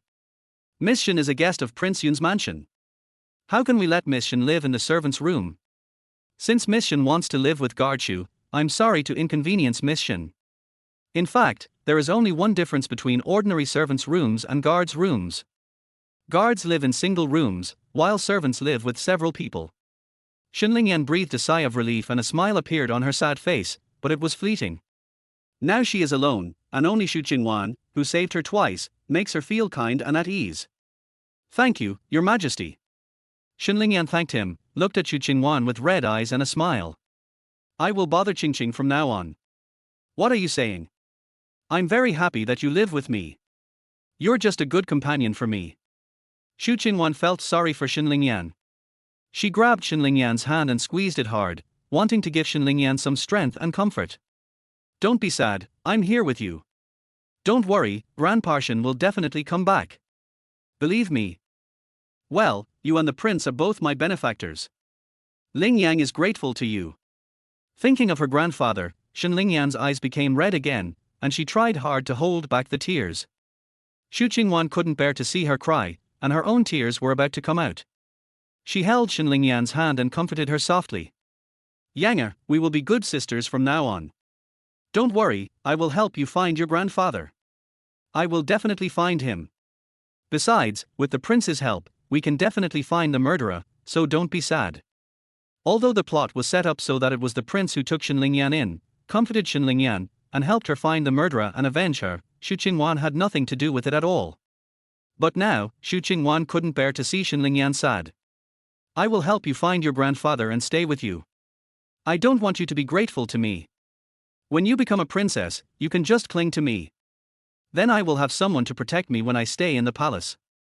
Humph, the prince snorted in his heart. When did he say that he would help take care of the Shen family's affairs? A mere guard dares to be my master. This guard Xu is a little bit stupid. Instead of clinging to the princess, he would rather cling to me directly. Princess, you still have to listen to me. The prince's mind turned, and the complex emotions in his eyes faded away, becoming unfathomable, and he looked at Xu Qingwan. This king will offer you his thigh to hug, to see if you will hug him or not. Just as Xu Qingwan raised her hand to wipe Shen Lingyan's tears, the prince's cold and indifferent voice rang out. Come here, find a few people to help pack up Guard Xu's things and move them to Tingyu Pavilion. Take Miss Shen to Guard Xu's room and settle her down. Yes, your majesty. The maid next to her immediately agreed and turned around to find someone to help. Xu Qingwan paused, let go of Shen Lingyan's hand, turned around in disbelief and looked at the prince. The stiff expression on her face made the prince feel relieved. Your majesty, I am fine living there. Tingyu Pavilion is too big. It is not suitable for a guard like me to live there. Tingyu Shushuan is right next to the prince's bedroom, which is equivalent to a side hall. It is the second largest courtyard in Prince Yun's mansion. Except for the future princess, no one is qualified to live there. The prince raised his eyelids and looked at Xu Qingwan steadily. His voice was low and hoarse, with a hint of laziness. If the king says you are suitable, then you are suitable. Xu Qingwan was stunned, and her heroic eyebrows frowned twice. How come she could hear a hint of smile in the prince's voice, and why was there an ambiguous look in this man's eyes? Is this teasing her? Shen Lingyan, who was standing next to them, looked between the two of them. She felt that the relationship between the prince and Xu Qingwan was unusual. The guards and maids standing by were also a little surprised, but with the precedent of being granted a bath in the hot spring pool, they were able to remain calm and not look away. If Guard Xu feels that living in Tingyu Pavilion is unfair, then he can only live in my bedroom. There was a smile in the prince's voice, which was hoarse and lazy but also had a hint of sexiness, and there was a bit of frivolity in his tone. His thin lips were slightly parted, his eyes were rippling, and he just looked at Xu Qingwan steadily. Oh my god, this man's voice, this expression, this face, how come he is so seductive? It turns out that being handsome is invincible. Even threatening people is so charming. No, Xu Qingwan, don't be a face chaser. Don't be fooled by him. The prince felt relieved, as the female guard finally understood his charm. But he gave Xu Qingwan the opportunity to get close to him, so how could it become a threat? Your Majesty, I don't feel wronged, not at all, but I really can't live in Tingyu Pavilion. It's against the rules, and my status is not suitable. Xu Qingwan bent down and nodded, almost kneeling down to the prince, her face full of fear. If she lived in Tingyu Shushuan, she would become a thorn in the palace's side. If I live in Tingyu Pavilion, how will the other guards see me? What will the future princess think of me? I still want to cling to her, but I can't let Yang misunderstand me. I absolutely can't agree. The point is, the plot that has been brought back with great difficulty cannot go off track again. I didn't expect that even though I was so proactive in trying to curry favor with someone and showed such obvious preference for him, this woman was actually so ignorant of the situation. It's definitely not that he is not charming enough, it's that this woman has a conspiracy and she is always thinking about her mission. I can only blame the person who controls her behind the scenes. His methods are too sophisticated. Even though she is clearly attracted to me, she still has to restrain herself. System, I feel wronged, but I dare not speak. Chapter 15. The prince lowered his head and gently closed his eyes to hide the emotions in his eyes. He raised his head with a faint smile, his voice so low that it seemed like a whisper. Guard Xu, do you want a suitable identity? What identity do you think is suitable? The prince suddenly slid his wheelchair in front of Xu Qingwan. His knees were pressed against Xu Qingwan, and he raised his head. His originally cold eyes were filled with passionate tenderness. Xu Qingwan felt as if a March breeze had brushed across her face. The wind carried the scent of flowers, filling her breath and moistening her heart. She was bewitched by the prince's voice. The guards and maids nearby all lowered their heads, not looking or listening to anything inappropriate. They could only be surprised in their hearts when the prince suddenly became like this. I was shocked but didn't dare show it on my face. Xinlingyan also felt that the atmosphere was a little ambiguous. She pulled herself out of her sadness and was stunned for a moment. It was not appropriate for her to be here. Her affairs had already caused a lot of trouble for Xu Qingwan and the prince. She couldn't add more trouble at this time. She quietly took a few steps back, turned around and walked forward, trying to find a place to be quiet. Looking at the face that was suddenly so close to her, Xu Qingwan's heart was pounding and she was a little confused. Oh mom, he flirted with me. He is so handsome. He looks so sexy and charming. This is the atmosphere of a damn Mary Sue idol drama. Shouldn't we just awkwardly save up for a 3-bedroom apartment? Why do I want to say, sister loves me so much? Sister can do it. No, this is not right, Xu Qingwan, wake up. The prince should go and comfort Xinlingyan, she is the heroine, the future princess. What's going on when you suddenly flirt with me? What do you mean, I think what identity is appropriate? Do you think you can make me a princess if I say the princess is appropriate? What a joke! Xu Qingwan, don't be fooled by this man's tricks. Such old-fashioned teasing techniques are too greasy. He is teasing you. He is a pervert. He has no male ethics. Xu Qingwan's heart was in turmoil, and the expression on her face kept changing, which made the prince in a good mood. Suddenly a gust of wind blew, and the hem of her dress was blown up and fluttered towards the prince's ears. She immediately came to her senses, took a deep breath, and calmed herself down. Xu Qingwan took a big step back, pulling away from the prince, then lowered her head, bowed and said, Prince, I don't want any status. I am your guard and I will obey your arrangements. But the Shen family just encountered an accident. I'm afraid it's not safe for Miss Shen to live alone. It's better for me to accompany her. The prince looked at the person who instantly distanced himself from him, and his mood, which had just improved, became gloomy again. Say he is a pervert. Say he has no moral integrity. That's right, he did it on purpose, just wanting to tease her and see how she would react. But she was so eager to refuse that he felt very unhappy. Tingyu Shushuan in the Yun Palace is next to the main hall where he lives, and is where the future Princess Yun will live. Allowing a female guard to live here was a great favor, an honor that many women dreamed of, but this woman refused it so bluntly. The prince's gentle and affectionate eyes gradually became gloomy, and the spring breeze on his face faded. He spoke slowly in a cold voice, but you are my personal bodyguard, how can you leave my side? You only have 2 choices, live in Tingyu Pavilion, or live in my bedroom. The prince deliberately emphasized the word closely, and said it in a very ambiguous and gloomy way. The other guards and maids present all unconsciously slowed down their breathing and dared not breathe. The prince is angry. They tried hard to reduce their presence, fearing that the prince's anger would affect them. It is such a great blessing to be able to live in Tingyu Pavilion. How could Guard Xu be so ignorant? The prince had never looked at any woman differently. He let Guard Xu live in Tingyu Pavilion, which was a sign of his favor to Guard Xu. But she refused so bluntly. It is such a blessing to be favored by the prince. Others would beg for it, but Guard Xu refused it. Some of the maids standing by were worried about Xu Qingwan, fearing that she would anger the prince and be punished. Others felt that she was ungrateful and were even jealous that she was favored by the prince. Xinlingyan, who was about to leave, stopped when Xu Qingwan rejected the prince. Now hearing what the prince said, she was a little at a loss. How dare she, a guest staying overnight, snatch the prince's personal bodyguard? But seeing how eagerly Xu Qingwan refused, and how straightforwardly she refused, it seemed as if she really didn't like the prince.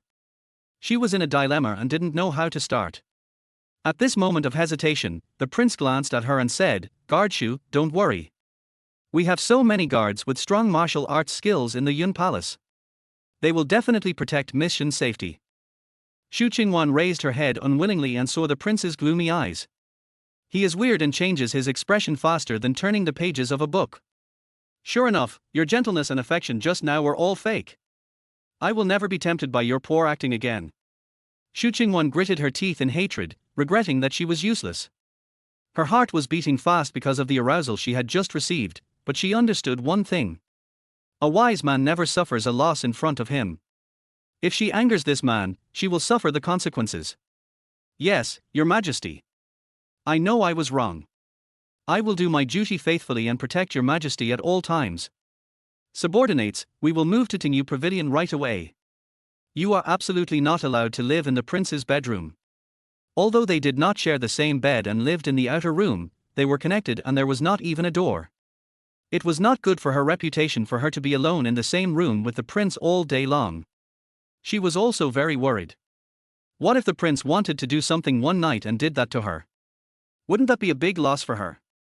The prince's actions have already caused misunderstanding, and she must try her best to avoid suspicion. She didn't want to look at the prince's face right now, because even with a gloomy expression, he was so handsome that it made people's hearts beat wildly. After Xu Qingwan finished speaking, she turned around and left. Even after she walked out the door, her heart was still beating fast. Xinlingyan followed her. She walked so fast that Xinlingyan had to jog to keep up. It was inappropriate for a dignified lady from a noble family to run fast in the palace. Because of the etiquette education she received since childhood, Xinlingyan reached out and grabbed Xu Qingwan's sleeve. Qingqing, why are you in such a hurry? Walk slower, I can't catch up with you. Xu Qingwan had calmed down, but was still a little annoyed. As a new age woman who has read hundreds of romance novels and has seen all kinds of situations, I was actually seduced by such a simple trick. Now that she came to her senses, she felt that she had no future. Chapter 16. Then she should feel embarrassed about Mary Sue's teasing skills. Why is her heart beating so fast? Damn it, it's all because that dog prince is too handsome. It's great that you're handsome. I won T4 for that. Ever since Xu Qingwan left, the prince had been waiting to hear her thoughts. Now that he finally heard them, a faint smile appeared on the prince's gloomy face again. It is a smile that comes from a strategic plan and a determination to win. She is praising me for being handsome. It seems that my charm has already bewitched her, but she is still being stubborn. Humph, let us see how long you can resist. Xu Qingwan swore angrily in her heart, took a deep breath, and put all her useless thoughts behind her. He turned around and smiled at Xinlingyan. Yanga, you can live here peacefully. I will help you with your problems. Don't worry. Seeing that she finally slowed down her pace, Xinlingyan let go of her hand. Qingqing, although we only met by chance, you saved me twice. I am really grateful to you. Actually, I shouldn't cause you any more trouble. Xinlingyan felt that perhaps Xu Qingwan's life in the palace was not easy, and she seemed to have caused her trouble. But she is a weak woman. What can she do without Xu Qingwan's help and the protection of the palace? I'm afraid it will be difficult for her to even save her own life. Yanga, you don't have to worry about it. Any chivalrous man will help you. For those of us who practice martial arts, it is common for us to do good deeds. Xu Qingwan felt distressed when Xinlingyan was in so much pain and helpless and still felt guilty for causing trouble for herself. She really couldn't help but want to scold the author. Why did he torture Xinlingyan so much? Unfortunately, scolding was useless. She could only try her best to comfort Xinlingyan. But I have already caused trouble for you and the prince by living here. I cannot trouble you again with my grandfather's matter. I can do it myself. Xinlingyan looked a little sad. His originally handsome face was covered with a layer of melancholy, making him look pitiful. For her own safety, she had to temporarily live in the palace, but she didn't want to trouble Xu Qingwan with finding people and investigating the case. The prince didn't say he would help just now, and she was afraid that she would implicate Xu Qingwan. What can you do? You can only look for it by yourself, or ask the government for help. You know the officials, they are not handling this case. You have no one to back you up, so when will you be able to find Grandpa? If the prince had helped, it would be different. If the government knew that you were from Prince Yun's mansion, they would definitely investigate the case as soon as possible. After hearing Xu Qingwan's words, Xinlingyan's expression darkened, she became even more depressed, and her eyes became red again. She understood all the reasons Xu Qingwan said, but she was really not sure whether the prince would help. The prince was willing to take me in because of Xu Qingwan's kindness. However, this incident seemed to have caused trouble for Xu Qingwan, forcing her to move to Xu, a place she didn't like living in. Xu Qingwan could understand Xinlingyan's mood at the moment very well.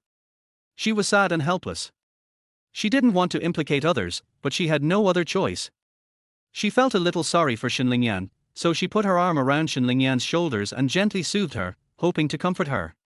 Besides, I'm worried about you going out alone. What if you're seen by those evil people? Don't worry, the prince will definitely help you, and I will help you too. Just stay here and feel at ease. Thinking of those evil people, Xinlingyan lowered her head, and a few traces of hatred flashed in her slightly red eyes. Xu Qingwan was right. She had to ensure her own safety first and keep her life before she would have the chance to see her grandfather. It's not safe outside now. Maybe those criminals are looking for her everywhere. Staying in Prince Yun's mansion is the best choice. Xinlingyan raised her head and looked at Xu Qingwan with gratitude.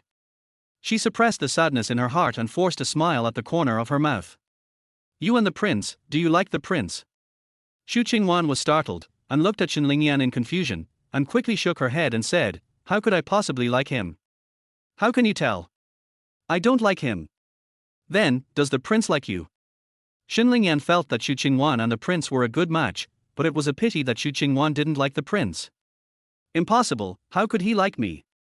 The prince should like a lady like you who is gentle, dignified, and kind-hearted. I'm a female guard, and I only know how to fight and kill all day long. I'm rough and rude, which is not his cup of tea. He won't like me. Xu Qingwan denied it without hesitation. Although she didn't know why the plot would go off track at any time, she could conclude that the prince didn't like her. According to the setting in the book, the prince likes the heroine, Xinlingyan. Moreover, in her eyes, the prince and Xinlingyan must be a couple, and she cannot break up the CP that she has been supporting to death. How can you say that about yourself? How are your hands rough? You have beautiful hands. You are good at martial arts, good-looking, and kind-hearted. Even I like you. A smile finally broke out on Xinlingyan's sad and haggard face. She gently took Xu Qingwan's hand, moved closer, and lowered her voice and said, but when I look at the prince, the way he looks at you is very different. It seems that he is really interested in you. Xu Qingwan sighed and whispered mysteriously, I'm telling you, the prince is the best at pretending. Everything you saw was fake. He must have some conspiracy. He didn't treat me like this before. I don't know what's wrong with him today. Oh. Xinlingyan looked curious, what was the prince's attitude towards you before? Xu Qingwan had just come here not long ago.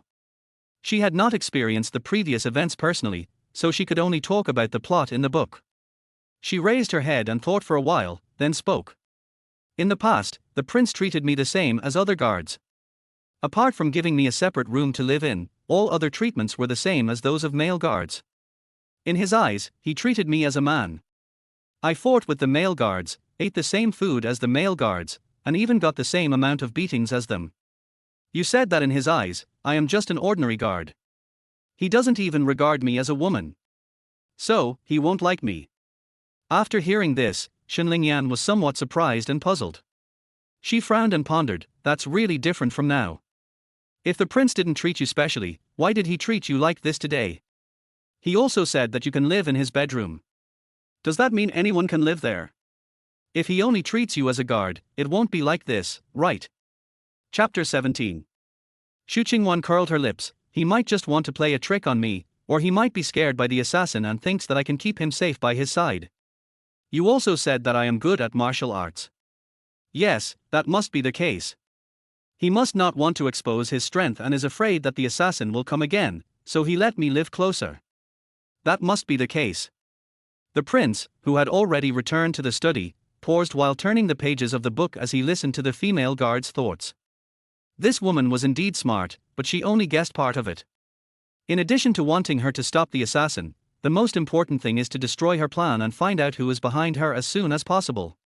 Xinlingyan looked at Xu Qingwan seriously. She didn't see any annoyance on her face, but she still said apologetically, Qingqing, it's all because of me that you have to move. How about I go and beg the prince to let you stay here? Forget it, it doesn't matter where you live. You don't have to worry about me, and don't ask him for help. Just live here well from now on. If you have any problems, just come to me. Xu Qingwan knew very well that the prince's decision could not be changed by just begging. If she angered him, given his fickle personality, she didn't know what he would do to her. At this moment, they had already arrived at Xu Qingwan's room. The furnishings inside were very simple, but very clean. There were only 2 pillows on the bed. Xunlingyan was slightly surprised. She stood at the door, looked around, relaxed temporarily, and walked over to sit on the chair. Qingqing, how did you become the prince's guard? Xu Qingwan walked to the table, poured a glass of water for Xunlingyan, and then said calmly, "The prince is my savior. At the beginning, I was hunted by the prince of Qianlang country, Murongxing, and it was the prince who appeared and saved me. In order to repay the favor, I stayed with the prince and became his guard. These are the plots in the book, and they had already happened before she came through." "I see. So Qingqing, you are from Qianlang country." Xunlingyan opened her big eyes like autumn water and looked carefully at Xu Qingwan in front of her. There was no trace of the characteristics of the Qianlang people on her face. The people of Qianlang are all rugged in appearance, and the men are all strong and sturdy. The women also have wide faces and thicker bones than the Westerners. Their facial features are not as delicate and pretty as those of the Westerners. They have a strong 3-dimensional sense, as if they were carved. But you don't look like one at all. You look more like one of us Shifeng people. Xunlingyan took a sip of tea and smiled slightly. Seeing Xunlingyan's smiling face, Xu Qingwan finally felt relieved. In order to prevent Xunlingyan from being immersed in sadness, she decided to talk to her more. She touched her face and said with a smile, "I am from Shifeng country. I was just born in the Qianlang country, but I look much better than the people of Qianlang country." Xu Qingwan deliberately winked at Xunlingyan, letting her appreciate her beauty. "Am I beautiful?" "Well, Qingqing is very beautiful, and she looks especially good when she smiles." Xunlingyan was amused by Xu Qingwan's antics. Although it was just a faint smile, it made her look even more lovable. Xu Qingwan couldn't help but sigh in her heart. This beauty is worthy of the heroine. Even a smile on her sad face is so lovable that even I am moved. The regent on the other side heard this, pondered for a moment, and then understood. "Xu Qingwan, are you talking about Xunlingyan? Guard Xu is actually attracted to a woman. Is Xunlingyan more charming than me?"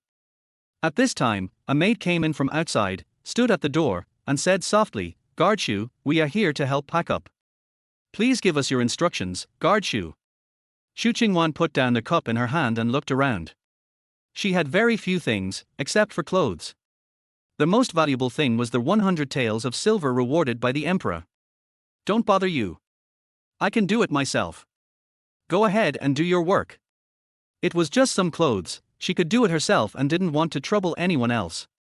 These maids are also very busy every day and have a lot of things to do. Xu Qingwan, who used to be a worker, knows well the hardships of working people. But these maids were following the orders of the prince, and they dared not disobey the prince's orders.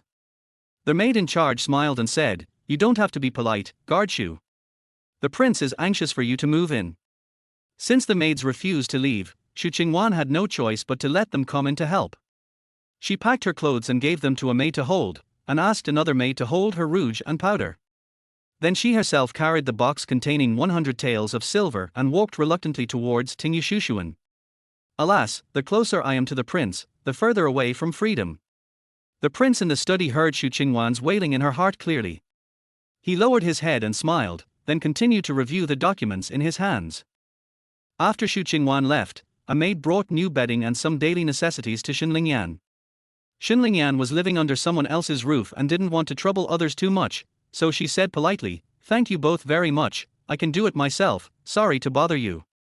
From now on, she is no longer the eldest daughter. She can't be served by others like she was in the Shen family. This is the Prince Yun's mansion. Taking her in is already a great favor. She knows her limits and doesn't want to cause more trouble. The maid smiled gently and said softly, "Miss Shen, you don't have to be polite. This is the prince's order. You are Guard Xu's friend and a distinguished guest of Prince Yun's mansion. We cannot neglect you. Just watch from the sidelines while we come." Guard Xu's friend is a distinguished guest of the palace. Xunlingyan was stunned for a moment by this sentence. She was moved again in her heart and her eyes became moist. She suppressed her emotions, looked calm, and said with a polite smile, thank your prince for me. I'd better come with you. Xinlingyan immediately walked over and started packing up with the two maids. Both maids felt that Miss Shen was easy to get along with, very friendly, and even made the bed with them. She didn't have any heirs at all, so they couldn't help but feel a bit of a liking for her. On the other side, Xu Qingwan arrived at Xu and was stunned by the luxury inside. The space was several times larger than hers. All the furniture and furnishings were made of the finest wood, with exquisite workmanship and beautiful carvings. Even the paper on the windows was more translucent than that in her room. The large carved bed could accommodate 4 persons. The bed curtains were made of the finest gauze and brocade. The tassels of the bed curtains were adorned with red agate beads. A treasure rack by the wall is filled with all kinds of treasures, including jade carvings, agate, jadeite, and colored glaze. It is simply dazzling. This is not a side hall, this is simply the treasure house of Prince Yun's mansion. Chapter 18.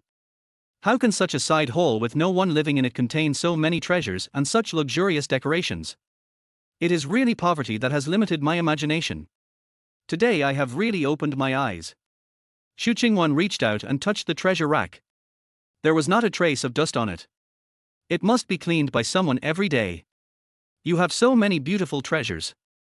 If you let me live here, Your Majesty, aren't you afraid that I will secretly sell them? Alas, but there are so many treasures, none of which are mine, so I can only feast my eyes on them. These must all belong to the future princess, Xinlingyan, you are so lucky. In the study room in the next yard, the prince, who was handling official business, pinched his eyebrows and couldn't help but move the corners of his mouth and smiled. Treasure Pavilion. If my huge Yunwang mansion only had these belongings, it would be too shabby. But I am very curious whether Guardshu would really steal my treasure and sell it. Xu Qingwan took a fancy to an 8-treasure glass ball. Not only was the carving beautiful, it was also crystal clear. When exposed to sunlight, it would emit colorful light. Xu Qingwan had no resistance to this kind of shiny, flashing thing. She held it carefully in the palm of her hand, staring at it with her bright eyes, looking at it carefully. This is so beautiful.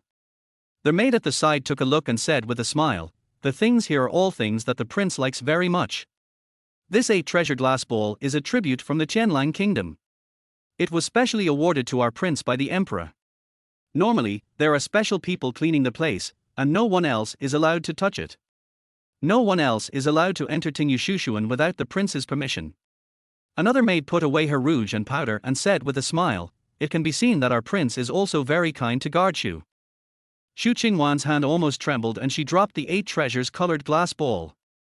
Sure enough, in the eyes of others, the prince letting her live in Xu was a favor to her, but she really didn't need it.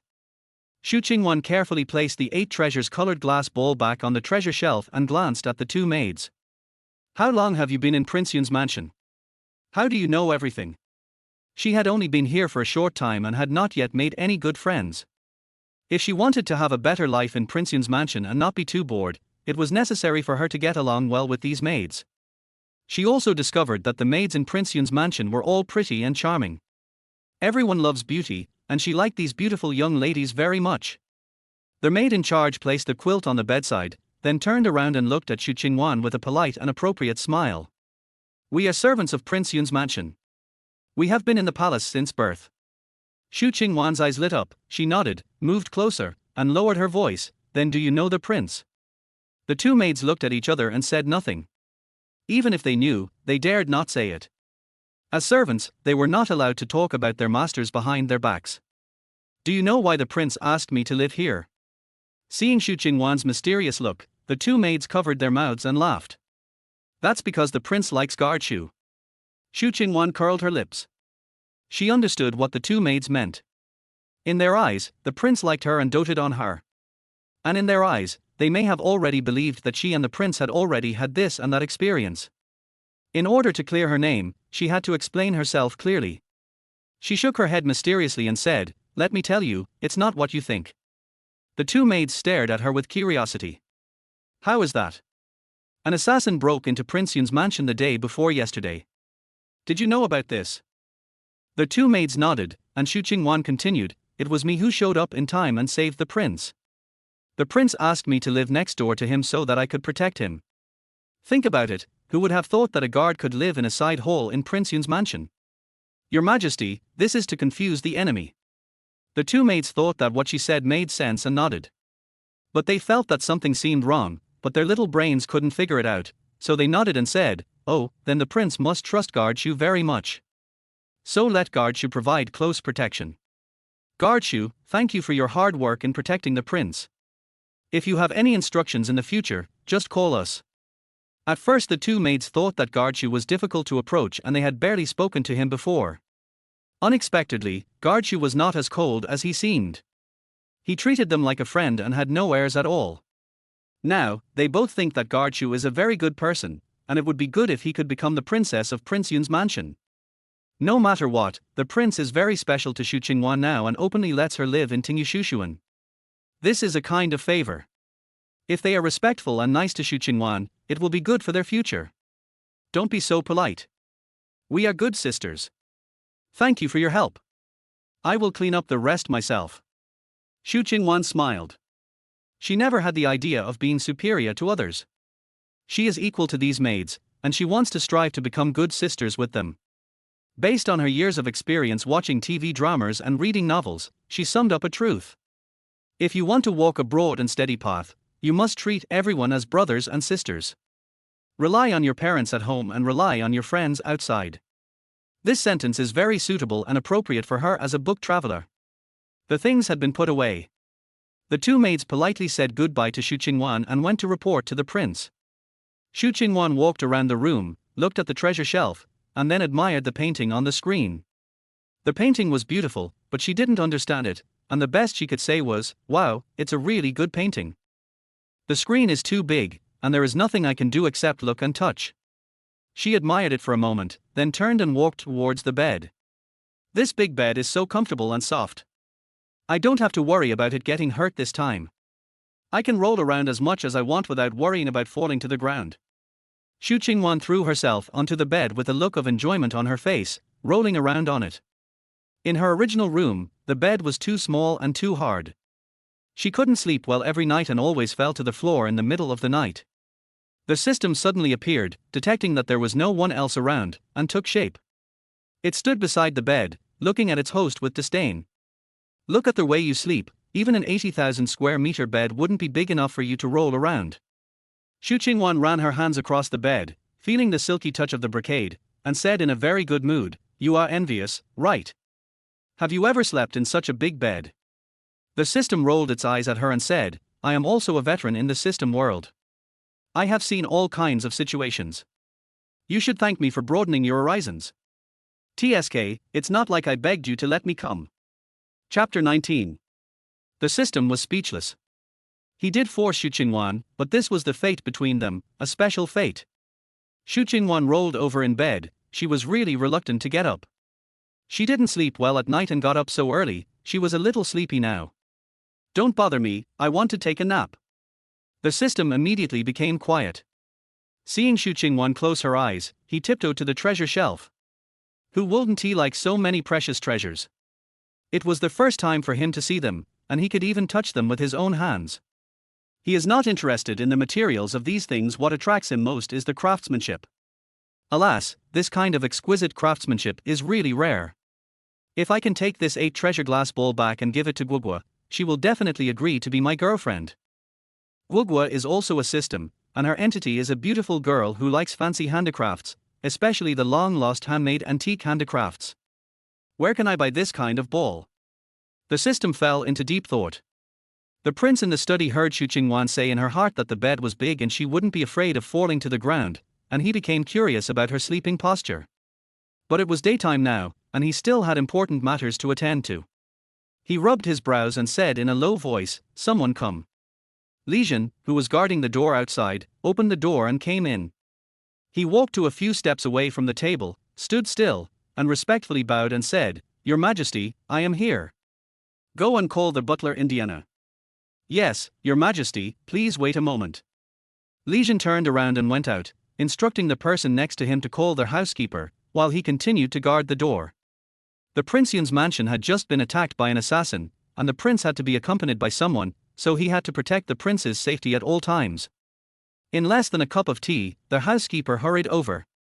The butler was an old man in his 50s with some wrinkles on his face, but he was full of energy and his steps were agile. He nodded and greeted Li Jin at the door. "My lord, the butler is here." Li Jin informed the inside, and the housekeeper pushed the door open and went in. He stood in the middle of the floor, bent over with a smile on his face. "Greetings to the prince. You called me here because of something." The prince picked up the hot tea on the table, slowly opened the lid of the cup, blew on it, took a sip, and then slowly said, "There is something I don't trust others to do, so I need you to do it." The butler bent down even lower, with a smile on his face. "Your Majesty, just give me your orders. I will do my best." The prince placed the teacup in his hand on the table. He looked up at the old butler and spoke in a calm voice, which made the old butler tense. "Go check which of the servants in the palace has had private contact with the maids around the eldest prince." The old butler's slightly cloudy eyes moved around quickly, and he knew without asking that something bad had happened. The first rule for servants in the homes of princes and ministers is that they are not allowed to have private contact with people in the imperial palace. This is an iron rule. "Okay, don't worry, Your Majesty. I know what to do and will definitely find this person for you." The old butler narrowed his eyes slightly, frowned, and the wrinkles at the corners of his eyes deepened. "Okay, go ahead, and quickly." The prince raised his eyes and glanced at the butler. The butler understood what the prince meant at a glance. The prince had always trusted him, and the fact that this matter was entrusted to him showed that it was a very serious matter and could not be made public. "I will do it right away." After the butler said this, he turned and walked out the door, his steps a little faster than when he came in. The prince glanced at the old butler's back, lowered his head, picked up a wolf hair brush, spread out a piece of rice paper, and began to write. He was very confident in the old butler's work. The old butler was a household servant of Prince Yun's mansion and had been in the palace for decades. He didn't need to say much when he asked him to do something. The old butler knew how to do it. This matter cannot be publicized and should be handled as low-key and confidentially as possible. After a while, two big characters appeared on the paper, with the strokes as light as floating clouds and as agile as a startled dragon. The prince stopped writing and looked at the two big words on the paper. Variable. He had already expected the assassination attempt on the rainy night, and he knew that someone had been wanting to attack him for a long time. The eldest prince was poisoned, but it was beyond his expectations. What was even more unexpected was that the palace maid framed him in public. This was a variable he had not anticipated. However, he was not worried about this variable now, because this matter was not a big threat to him, and he could solve it completely. As long as he found the traitor, he could break the situation, but it might take some time. The prince placed the wolf hair brush on the brush holder, picked up the rice paper with both hands, and stared at the two words on which the ink had not yet dried. What appeared in his mind was Xu Qingwan's face. Guard Xu was his biggest variable. The woman whose life he saved and who was willing to be his bodyguard to repay him had always been unknown and well-behaved, and had never attracted his attention. Why on rainy nights, he could suddenly hear her inner voice. After listening to her inner thoughts, he developed a great interest in this woman. In the past 2 days, Guard Xu seemed to be omnipresent and was always on his mind. Maybe it's because I can always hear her thoughts. Thinking of this, the prince was suddenly stunned. He looked towards the east. The next yard was Xu Qingwan. What was Xu Qingwan doing? It's been a while since I last heard her voice. Your Majesty. Li Jin, who was outside the door, knocked on the door and walked in. It's time for dinner. The prince had just returned from court and had not yet had breakfast. Now the kitchen had prepared the food and sent someone to serve it. He was indeed a little hungry and had almost finished his official business. He nodded to Li Jin and motioned for him to push him to go to eat. Li Jin pushed the prince out of the study, along the corridor, and soon arrived at the front hall, which was where the prince usually had his meals. The meal was already on the table, and the maids were standing by, waiting to serve the prince. Li Jin pushed the prince to the table and then stood behind him. The best distance for him to protect the prince was 5 or 6 steps away. As long as the prince did not give special instructions, he would stand at that distance. Your Highness, please enjoy your meal. The maid set the table for the prince and stood aside with a bow. The prince lowered his eyes. In front of him was a bowl of his favorite Sichuan pheasant soup. If Xu Qingwan ate this bowl of the best soup in the world, what would her expression be? Thinking of her cheering with joy in her heart when she saw Ting Yuxuan's bed, the prince couldn't help but feel curious. His slender, bony jade fingers grasped the handle of the spoon and scooped up a mouthful of Xu Qingwan pheasant soup. His eyes, as deep as the sea, fell on this spoonful of the best soup in the world, and he said lightly, "Go and call guard Xu." The maid who was serving the meal was a little surprised. The prince had just had a midnight snack with guard Xu last night. Was he going to have dinner with guard Xu again? Chapter 20. Although she was confused, the maid remained calm and winked at the maid standing beside her, indicating her to go and pass the message quickly. "Yes, Your Majesty. I will go right away." The maid agreed and immediately hurried to Xu. After a while, they arrived at Xu. "Guard Xu, the prince wants you to come over." The maid came to the bedroom door, but did not go in directly. Instead, she knocked on the door, stood at the door, and spoke loudly to the inside. Xu Qingwan was sleeping soundly inside. She became a little annoyed when she heard the knock on the door. She had a serious bad temper when waking up, and she couldn't change it even after traveling into the book. Who is it that's making so much noise? Xu Qingwan sat up in annoyance and rubbed her eyes. She didn't hear clearly what the person outside the door said. She only heard a knock on the door. The maid hurriedly said loudly, "Guard Xu, the prince wants you to go to the front hall." "Prince? Why is this man always bothering me when he is not looking for his future princess? My sister hasn't gotten enough sleep yet." The prince, who had just taken a sip of pheasant soup next door, almost choked on his throat over these words. It's Xinlingyan again. She really always remembers her mission. Got it, wait a moment. Xu Qingwan sobered up a little and shouted to the door. She is now the prince's personal bodyguard and can only obey the prince's orders. "Guard Xu, please hurry up, the prince is waiting." The maid raised her head and looked inside, but saw nothing. She then put her ear close to the door to listen for any movement inside. She knew the prince's temper very well. He hated waiting for people the most. If he waited for too long, he would be unhappy. "Got it, I'll put on my clothes and go." Xu Qingwan was very reluctant, as she had not slept enough, but she could only suppress her bad temper and tidied herself up in front of the mirror, combing her messy hair and smoothing her clothes. Let's go." When Xu Qingwan opened the door, she was surprised to see the maid waiting for her. "Guard Xu, let's hurry up." The maid was afraid of delaying the prince's meal. The prince's favorite fire spring pheasant soup would not taste good if it got cold. Xu Qingwan walked quickly in front, and the maid trotted behind. Just as the two of them reached the gate of Xu, Xinlingyan came towards them, walking gracefully among the flowers and willows. "Qingqing, where are you going?" Xinlingyan glanced at the maid behind Xu Qingwan. She came to discuss something with Xu Qingwan, but seeing that Xu Qingwan was busy, she did not speak. "It's the prince who called me, Yanga. Is there anything you want to talk to me about?" Xu Qingwan observed Xinlingyan's face. She looked a little better than before, but her eyes were still a little red. Someone must have cried. "I don't have anything to do. You go and do your work first." Xinlingyan smiled, made way, and prepared to go back first.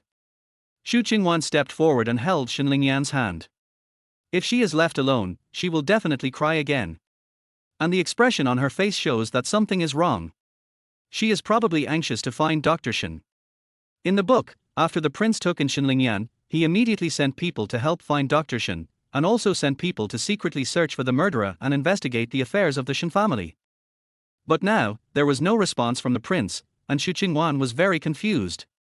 Is it because it wasn't the prince who saved Xinlingyan, so the love at first sight plot is gone?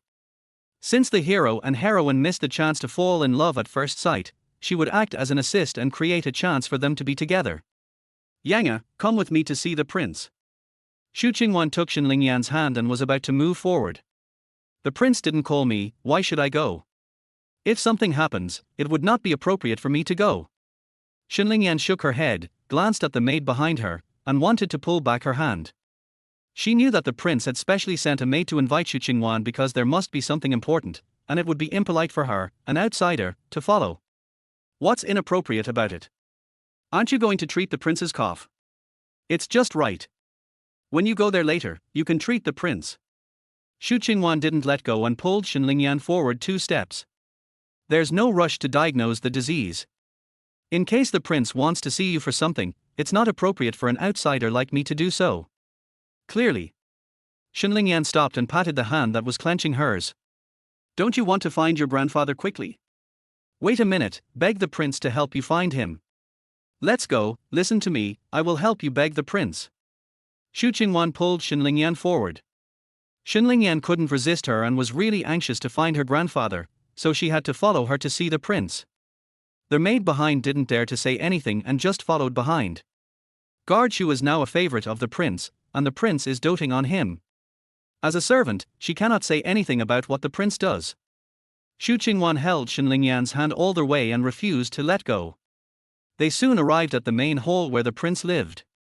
When they arrived at the front hall, they walked in directly without any help. My daughter Lingyang pays respect to His Majesty. Your subordinate greets His Majesty. The two of them spoke at the same time. Xun Lingyan saluted the prince gently, bent her legs slightly and squatted, with her hands folded at her sides. Xu Qingwan stood straight, clasped her hands neatly, nodded slightly, and bowed to the prince. The prince looked up at them, his face showing no emotion, and finally his eyes fell on Xu Qingwan. His guard Xu pulled Xun Lingyan over again, but it was not surprising. Their purpose was to force Xun Lingyan to him and make her his princess. But why do they think that I am willing to fall in love with Xun Lingyan?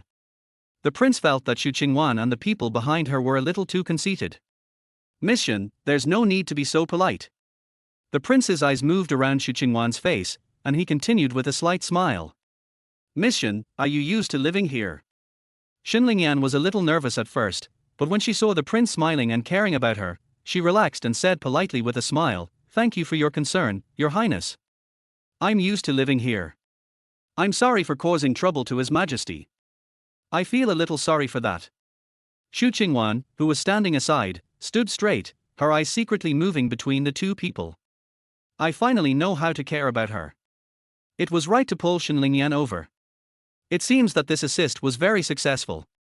You two must talk more and interact more, so that you can develop feelings. Hearing Xu Qingwan's thoughts, the prince's eyes flickered slightly. As he expected, Xu Qingwan deliberately pulled Xun Lingyan in front of him. She wouldn't think that I had fallen into their trap and fallen for Xun Lingyan, right? Miss Xun, you don't have to be polite. You are Guard Xu's sister with deep friendship and loyalty, and you are an honored guest of my Prince Yun's mansion. Live here peacefully. If you need anything, just tell the servants. Chapter 21. The prince deliberately spoke the words of deep love and friendship slowly and forcefully, his eyes fixed on Xu Qingwan's face, wanting to see her expression. Xu Qingwan did not disappoint the prince. Her eyes suddenly widened and she raised her eyelids to look at the prince. She found that the prince was staring at her, so she immediately looked away. Why do you want to emphasize that she is my sister? Are you doing this for my sake? I am just a guard, how can I be so worthy of this? The prince's smile deepened. He signaled towards Xun Lingyan with his eyes and gave instructions to the people beside him. Give Miss Xun a seat. Miss Xun hasn't had her meal yet, sit down and eat together. Xun Lingyan was a little nervous. She glanced at Xu Qingwan beside her and saw Xu Qingwan winking at her, motioning her to sit down. She turned around and smiled, Thank you, Your Highness. Xun Lingyan sat opposite the prince, but she turned back with some uneasiness and glanced at Xu Qingwan. Since she, the distinguished guest, had sat down, why was Xu Qingwan, who made her the distinguished guest, still standing? What exactly does the prince think of Xu Qingwan? Xu Qingwan didn't care at all, she was feeling very happy. The assist was successful. That's great, if you guys can accomplish your goal soon, I can go home. As expected, even a hero can be tempted by a beautiful woman. You are still won over by Xun Lingyan's beauty. My grilled kidneys and beer, I am drooling just thinking about my sister. The prince's eyes were fixed on Xu Qingwan's face again. Her expression was so interesting. Especially what she was thinking made the prince couldn't help laughing. Could it be that this woman was in such a hurry to complete the task just to go home and eat some grilled kidneys and beer? It's really admirable that they are so deliberate and try so hard just to have a bite of food. The prince's eyes flickered as he stared at Xu Qingwan's greedy face. Do you think I'm bewitched by Xun Lingyan's beauty? You're underestimating my determination. Guard Xu, you should also have dinner with us. The prince had a faint smile on his face, and his eyes, which were originally playful and amusing, were suddenly filled with tenderness as he looked into Xu Qingwan's eyes quietly. Thank you for your kindness, Your Highness. I'd better eat with the guards. You and Miss Xun can enjoy your meal slowly. Xu Qingwan was a little surprised, but when she thought about the last time the prince invited her to have supper together, she was not surprised anymore. Now she just wanted to leave here quickly and leave the space for the two of them. After she said this, she turned around to leave, but before she could take a step, the prince's voice rang out again. Xu Qingwan, come sit next to me. Although the prince's voice was flat and emotionless, everyone knew that he was angry. Xu Qingwan gritted her teeth and cursed in her heart. You dog man, why do you do this again? You're being so ambiguous, as if there's something going on between us. Do you really want to tarnish my innocence? She calmed down, turned around with a normal look, and said respectfully, Your Majesty, how can I, a mere guard, be qualified to sit beside you? I'd better go back and eat. The others lowered their heads and dared not speak. All of them were shocked at Guard Xu's performance. Can't Guard Xu see that the prince is angry? Guard Xu really doesn't know what's good for him by refusing the prince's favor. This is an opportunity that many people would love to have. Doesn't Guard Xu want to be a princess? Chapter 22. If you refuse the prince like this and anger him, you will definitely suffer the consequences. The prince heard Xu Qingwan's thoughts clearly. He was not angry even when he was called a scumbag, because he just wanted to make Xu Qingwan angry. He wanted to surprise her in every way. That's what makes it fun. Xu Qingwan, don't make me say it a second time. Come sit beside me and eat with me. The prince still had a faint smile on his face, but his voice was so cold that it made people feel inexplicably oppressive. A wise man never suffers a loss in front of him. How can a mere guard defeat the regent? From the sound of this, it seems that if she doesn't appreciate the courtesy, she will be beaten. Xu Qingwan tried hard to force a smile, raised her head and said to the prince, It is an honor for me to be given a banquet by the prince, so I will respectfully obey your command. Xu Qingwan walked to the table and sat down next to Xinlingyan naturally. She looked up at the prince and showed an extremely bright smile. Since my sister is smiling at you and trying to please you, please don't embarrass me. The prince was indeed stunned for a moment at Xu Qingwan's smile, but his eyes flashed slightly and then he spoke. Bring Guard Xu's bowl and chopsticks. The maid next to her immediately walked over and took away the bowl and chopsticks in front of Xu Qingwan. These were the ones that the prince had placed opposite him when he asked them to add more bowls and chopsticks. The smile on Xu Qingwan's face froze and she stared blankly at the prince opposite her. What on earth are you trying to do? Do you want everyone in Prince Yun's mansion to misunderstand that I'm having an affair with you? Your future princess is watching here, why are you being so ambiguous? The prince looked at Xu Qingwan intently. Other women would have been eager to have an affair with him, but this woman rejected his kindness time and time again. In the eyes of others, what he did to her was pampering, but in her eyes it became a conspiracy. This woman was able to stay sober at all times, which was a blow to his charm. He didn't believe that he couldn't break this woman's loyalty to the man behind her and her persistence in her mission. Regent Yunyi felt that he had encountered a very interesting challenge and he liked challenges. Come here, if you linger any longer, this best soup will get cold. The prince's eyes, which were full of calculation, were suddenly filled with tenderness. An extremely gentle smile blossomed at the corners of his mouth, and he hooked his finger at Xu Qingwan. His tone was doting, as if he was coaxing a girlfriend who was having a bad temper. Li Jin, who was standing a few steps behind the prince, couldn't help but raise his eyes and secretly look at Xu Qingwan. How did this female guard suddenly catch the prince's eye? In the past, the prince always treated everyone equally. Xu Qingwan has always been like this, going on missions with them, eating together, the only difference is sleeping. Everything else is the same. The prince never paid any special attention to her. Could it be that because the assassination took place on a rainy night, Xu Qingwan was the first to arrive? The maid standing by couldn't help but secretly glance at Xu Qingwan. The prince never has any interest in women.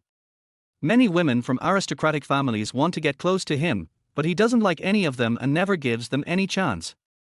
Why is he so special to Guard Xu now? Although Guard Xu was very good looking and had great martial arts skills, she was just a guard with a low status and it was impossible for her to become the principal wife of Prince Yun's mansion. The prince not only granted her a bath in the hot springs, but also allowed her to live in Tingyu Pavilion. Now he even asked her to sit and dine with him. It was obvious that he had taken a liking to Guard Xu. This was how he treated his woman. Chapter 23. Xinlingyan blinked her bright eyes. Anyone who saw her like this would think that the prince was interested in Xu Qingwan. Why did Xu Qingwan refuse to admit it? Was it true that she didn't like the prince as she said? Xu Qingwan's body was stiff, and she stared at the prince with eyes full of confusion. You bastard, you flirt with me again. Such a handsome face, smiling at you so affectionately, with a tone so doting and gentle, and a voice so damn sexy, who can resist this? What is this sudden doting and tenderness doing? Xunling Yan will definitely misunderstand again, and other people will definitely misunderstand as well. The prince was calm, like a 1,000-year-old fox, looking at the prey that was about to be hooked, his eyes becoming more and more charming. The originally weak and slightly sickly face was now so gentle that tears could drip from it, and those eyes were becoming more and more affectionate, as if one would drown in them if he looked at them one more time. He just looked at Xu Qingwan without blinking. I want to make others misunderstand, and make the people behind you misunderstand as well. Xunling Yan's beauty trap will not work on me. Only you are the beauty who can confuse me. Xu Qingwan's heart was pounding out of rhythm again at the prince's affectionate and gentle eyes. The feeling of the spring breeze blowing on her face and the peach blossoms blooming came over her heart again. Your Majesty.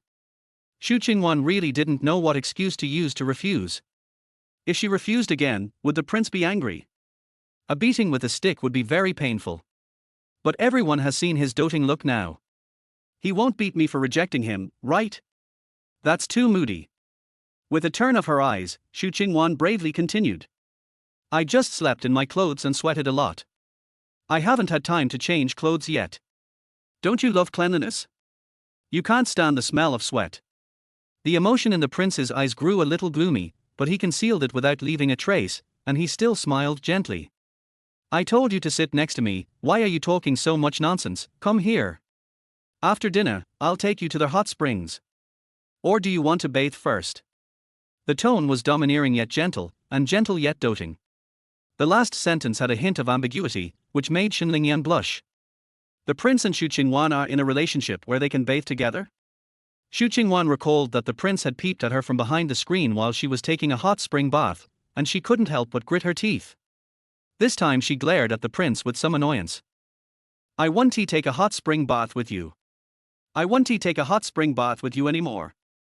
Hearing Xu Qingwan's thoughts, the prince smiled even more seductively.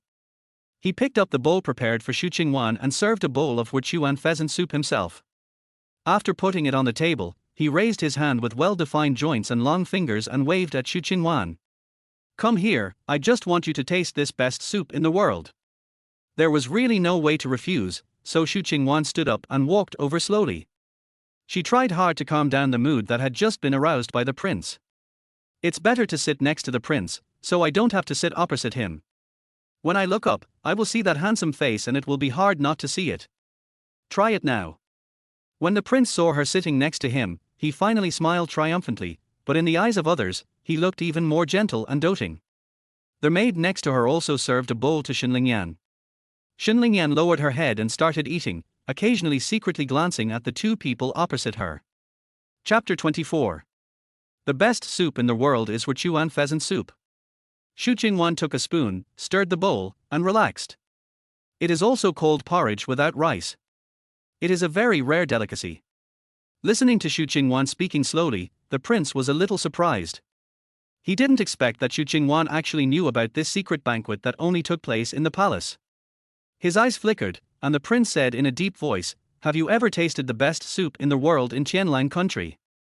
If the royal family of Qianlang Kingdom also knows this secret banquet, it means that there are people in Shifeng Kingdom who are colluding with foreign countries. I haven't eaten it, I just know how to cook it. Xu Qingwan didn't know what the prince was thinking. She looked at the porridge in the bowl and confirmed that it was Wuchuan pheasant soup.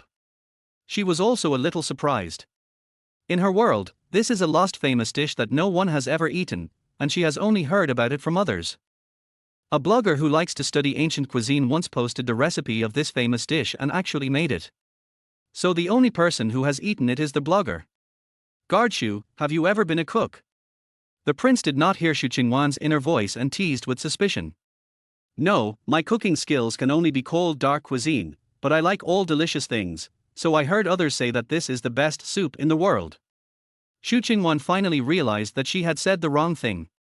If the prince asked her questions, she couldn't just say that she had read the blogger's popular science article, right?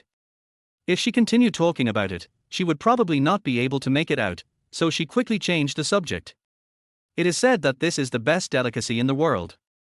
Thank you, Your Majesty, for giving me the honor of tasting it myself. She scooped up a spoonful and put it into her mouth.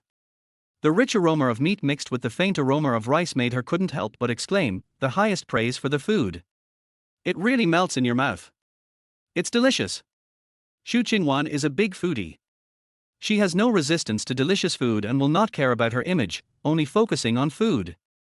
Just after swallowing what was in her mouth, she took another big bite and couldn't help but exclaim in praise. Well, it's worthy of being the best soup in the world. This taste and texture are absolutely amazing. Her generous way of eating astounded everyone present. Li Zhen's eyebrows twitched slightly. Guard Xu didn't eat like this before. He was very polite. Not so much to say. Xinlingyan looked at her, feeling puzzled. She seemed to be enjoying the delicious food and had a good appetite when eating, but why didn't she feel the same way when eating? Could it be that I eat too small bites? Xinlingyan couldn't help but scoop a little more and put it in her mouth to taste it carefully. It seems to smell even better than before. The prince turned his head and looked at Xu Qingwan. Her cheeks were slightly puffed up, making her heroic face look a little more playful and cute. The lips become more rosy because of the nourishment of the soup, like red cherries covered with dew, making people want to taste it. It is so tender and sweet. Xu Qingwan was only focused on the food and didn't even look at the people around her. She was eating in a relaxed manner. Since she was here, she might as well make the best of it. She put all her previous worries and dissatisfaction behind her. If you like it, you can ask the kitchen to make it for you every day in the future. The prince spoke in a gentle tone, picked up the spoon and took a bite. His appetite was also aroused by Xu Qingwan's eating style. Chapter 25. The melt-in-your-mouth pheasant soup seemed even more delicious than usual. Xu Qingwan was almost choked by the prince's words. She quickly swallowed the food in her mouth and turned to look at the prince. Do it every day? No need. I dare not do it. I cannot afford such a big reward. Do it every day. Do you have a mine at home? Even if you have money, you can't spend it like this. Why are you suddenly pampering me like this? He is not. Is there any conspiracy? Xu Qingwan looked at the prince with eyes full of vigilance. From now on, you will dine with me. The prince listened to Xu Qingwan's thoughts and continued eating without changing his expression, his voice still so gentle and doting. He ate very politely. After taking a bite of food, he would wipe it with a handkerchief. There could not be any soup or oil on his mouth. Those slender fingers lightly grasped the handle of the soup spoon, and only scooped half a spoonful of porridge at a time. When it was almost to her mouth, she would slightly lower her head, slightly open her thin lips, and take the porridge into her mouth. After swallowing, pick up a few vegetables and chew them slowly in your mouth. Xu Qingwan felt that he was probably the most elegant man she had ever seen eating. If she hadn't been so shocked by what the prince said, she would probably have become obsessed with him because of his elegance. Your Majesty, this is not good, right? I am just a guard. How can I have a meal with you, Your Majesty? Is it wrong for you to accompany me for dinner? The prince picked up the handkerchief, wet his mouth with the soup, then turned his head and looked at her. Of course I'm not wronged, but this is against the rules. Xu Qingwan really couldn't understand. She didn't understand why the prince would suddenly treat her like this, flirting and pampering her. What was he trying to do? The setting is that the male protagonist likes the female protagonist, so why did things change after she traveled through time? The prince no longer likes the heroine and actually sets his eyes on her. The prince put down the handkerchief in his hand and looked at Xu Qingwan seriously. His eyes were that damn gentle and doting, and he slowly said, "In the Yun Palace, I am the rule. You are my king's guard, shouldn't you listen to me?" The tone was clearly 3 parts doting and 7 parts domineering. A higher-ranking official can crush a person to death. Faced with such a high level of oppression, Xu Qingwan gave up resistance and focused on saving her life. Of course, I will obey your orders in everything. Xu Qingwan didn't want to confront him head-on. She was afraid that she would not be able to win and get beaten. Regarding the prince's sudden flirting and favor, she decided to find a way to deal with it later. As long as she guarded her heart and was as steady as an old dog, she would let him flirt with her if he wanted to. Now, she just wanted to change the subject and get the prince's attention off of herself. The heroine is the prince's official partner. Sister won't fight with you, and sister won't lose her mind just because you flirt with her. When you fall in love with Xu, you will naturally stop being like this. The prince had long expected that Xu Qingwan must have agreed reluctantly so quickly, but when he really heard Xu Qingwan's voice, he still felt a little unhappy. He felt that his charm was being despised. Your Majesty, Yanga cares about you very much. Chapter 26. Xu looked at Xu Qingwan in surprise. When did I ever say that I care about the prince? Xu Qingwan didn't even look at Xu and continued to smile and said to the prince, she was worried that you might catch a cold and your cough would get worse, so she came to see you. Xu Qingwan put down the chopsticks in her hand, looked up and secretly winked at Xu. Yanga seized the opportunity, first treat his illness, then ask him for help, and then you two will fall in love with each other over time. When the prince heard Xu Qingwan, his mind started to work on him and he was so angry that he gritted his teeth. Xu Qingwan clearly knew that he was not sick, but she still let Xu get close to her under the pretext of diagnosing her illness. What was her intention? I have given you so many honors and favors, but you don't appreciate it at all and are eager to bring me and Xu together. Good, that's great. You are really loyal to the master behind you. The smile on the prince's face faded a little, and he said in a cold voice, it's okay, thank you Miss Shen for your concern. Xu glanced at Xu Qingwan and realized that Xu Qingwan said this on purpose in order to get the prince to help her. She smiled gently and said to the prince, Your Highness is too polite. Although I am not an expert in medicine, I have learned pulse diagnosis from Grandpa. If Your Highness trusts me, I can give it a try. Medical skills need to be passed down, and also require the accumulation of experience. Xu has only learned pulse diagnosis from her grandfather, and can only diagnose some simple diseases. When she prescribes medicine, she needs her grandfather to supervise her. So she is not completely modest, but she is actually a little unconfident. No need. The imperial doctors are helpless against my old illness, so I won't bother you, Miss Shen. The prince smiled slightly, seemingly not caring about his illness. Did the imperial physician tell me what the prince's illness is? Xu frowned and looked at the prince's face generously. When she was examining him, she could also see some symptoms from his appearance. The regent of Prince Yun's mansion is a sickly person. I'm afraid everyone in the entire Shifan country knows it. And after so many years, he still hasn't been cured. Xu is very curious. This is the instinct of people from medical families. When they encounter difficult and complicated diseases, they always want to figure it out and develop a prescription that can cure it. But apart from seeing a bit of illness on the prince's face, Xu couldn't see anything else. She felt that it was because of her poor medical skills. Xu Qingwan also tilted her head and looked at the prince, curious about what he would say. In the original plot of the book, the prince kept it a secret from Xu at first, but later, seeing that Xu was too persistent and knowing her feelings for him, he asked Xu to treat him. As a result, after several days of research, Xu determined that the prince was not sick, but she soon realized that the prince was pretending to be sick and did not expose it. She was so kind and gentle that she won the prince's favor, and he fell more and more in love with her. The people at the imperial hospital couldn't find anything either. I took a lot of medicine, but it just didn't get better. As the prince spoke, he covered his mouth and coughed twice, then began to breathe weakly. Your Highness, although I have not yet completed my apprenticeship, my grandfather once taught me a prescription that can replenish qi and moisten the lungs. I can write it down. The prince ordered someone to boil it and try it. Even if it can't cure the prince's cough, it will alleviate some of the symptoms. Xu spoke very sincerely. Although she did not take the prince's pulse, from his cough and wheezing, she could tell that he had lung yin disease, and she could use ordinary prescriptions to relieve the symptoms. The prince couldn't refuse the good intention again. He took a deep breath and said calmly, Then I'll trouble Miss Shen. After saying this, the prince raised his hand and hooked his fingers. The maid beside him immediately understood and hurried to fetch writing brush, ink, paper, and inkstone. Chapter 27. The prince's cough is really real. What a pity. It would be a waste to boil the medicine. The prince is not sick, so he won't drink it. Xu Qingwan sighed in her heart. A poor person like me doesn't need to feel sorry for the rich. For the prince, there is more money than he can spend. Humph, you know I'm not sick and want to take medicine, so why do you let Xu get close to me in this way? The prince's eyes were deep and bottomless as he looked at Xu Qingwan silently. He was becoming more and more confused about guard Xu. Xinlingyan was lowering her head to write a prescription, while Xu Qingwan was eating the food seriously.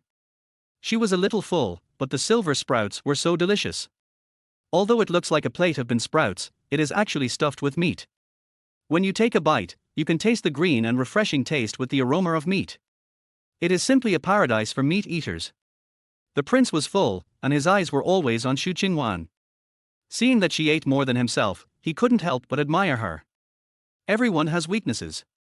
As long as you grasp the weakness and prescribe the right medicine, you can definitely conquer the person. Xu Qingwan's first weakness is her love of eating. The chef in his Prince Yun's mansion is a world-famous chef, but he is still afraid that he will not be able to capture Xu Qingwan's stomach. Guard Xu, if you like this dish of silver sprouts, eat more. The prince's voice was smiling, and the unfathomable look in his eyes faded away. He was as gentle as water, and with a doting face, he picked up a piece of silver sprouts with chopsticks and put it into Xu Qingwan's bowl. He leaned slightly and moved closer to Xu Qingwan. His voice was right next to Xu Qingwan's ear. A strand of his hair fell on Xu Qingwan's shoulder. Xu Qingwan, who was savoring the delicious food in her mouth, was suddenly stunned when she saw the slender hand in front of her, which was as white as ice and as delicate as jade. A faint woody fragrance surrounded Xu Qingwan. Her little heart began to dance wildly again. Why are you suddenly getting so close? Are you polite? My breath is blowing on my sister's face. It's over, my ears must be red, so hot, I have a fever. No, Xu Qingwan, you can't be so weak. How can you be seduced by such a small scene? Hearing Xu Qingwan's voice, the prince's smile deepened. He lowered his eyes to look at his ear, which was so close to him. The round and plump earlobe was indeed as red as a red agate bead. It seems to have magical powers, making people want to reach out and play with it. The prince closed his eyes for a moment and moved his gaze downwards. His female guard's neck turned red. It turned out that his charm was still there. Ahem, thank you, your majesty. I am full now. Xu Qingwan slightly moved to the side, quickly put down her chopsticks, then quickly stood up and distanced herself from the man. But the faint woody scent still lingered in her nose. Looking at Xu Qingwan, who was running away from him like a frightened bird, the prince sat up straight, slowly put down his chopsticks, and put away the smile on his face. Since guard Xu has finished his meal, let's leave. The maids next to them had been keeping their heads down, not daring to breathe, but now that they could finally move, they hurried over with their heads down and started working efficiently. Li Jin, who was standing behind, still stood straight and calmly, and glanced at Xu Qingwan. Now it seems that the prince is one-sided and guard Xu has been rejecting the prince. He had seen countless women who took the initiative to approach the prince, but this was the first time he had seen a woman who rejected the prince like this. Guard Xu is indeed a different kind of woman. Chapter 28. The prince's eyes were still on Xu Qingwan, which made Xu Qingwan uncomfortable, so she quickly walked to Xinlingyan. Xinlingyan was considering a prescription, holding a pen in one hand and rolling up her sleeve with the other. Her pretty face was full of seriousness and her willow-shaped eyebrows were slightly furrowed. The names of several medicinal herbs were already written on the paper. Xu Qingwan looked down and saw that 2 dosages were not written. It turned out that Xinlingyan was considering the dosage. Ophiopagon japonicus, Radix rehmanii, Rhizoma animarini, these all have the effect of nourishing yin and moistening the lungs and relieving cough. It doesn't matter whether you use more or less, it won't hurt your body. Xu Qingwan knew what Xinlingyan was struggling with. She had not taken the prince's pulse, so she had no idea how much medicine to take.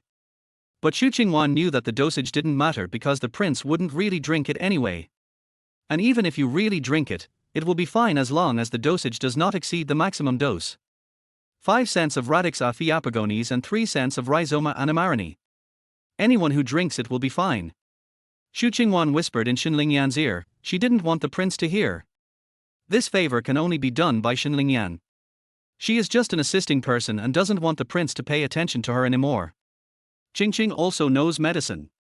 Xinlingyan was a little surprised. She didn't expect that Xu Qingwan, who was so good at martial arts, also knew pharmacology. I only know a little bit. Don't worry. It's right to listen to me.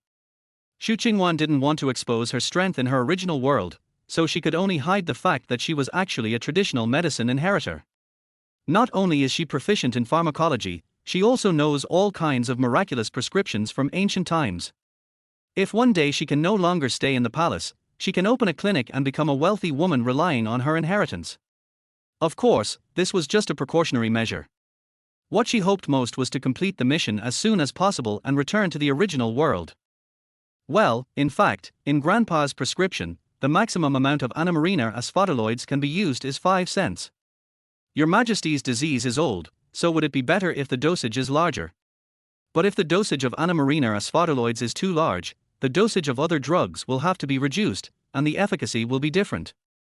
Xinlingyan has not yet graduated. Apart from some simple headaches, fevers, diarrhea and sore throats, she has never diagnosed any illness or prescribed any medicine for anyone alone.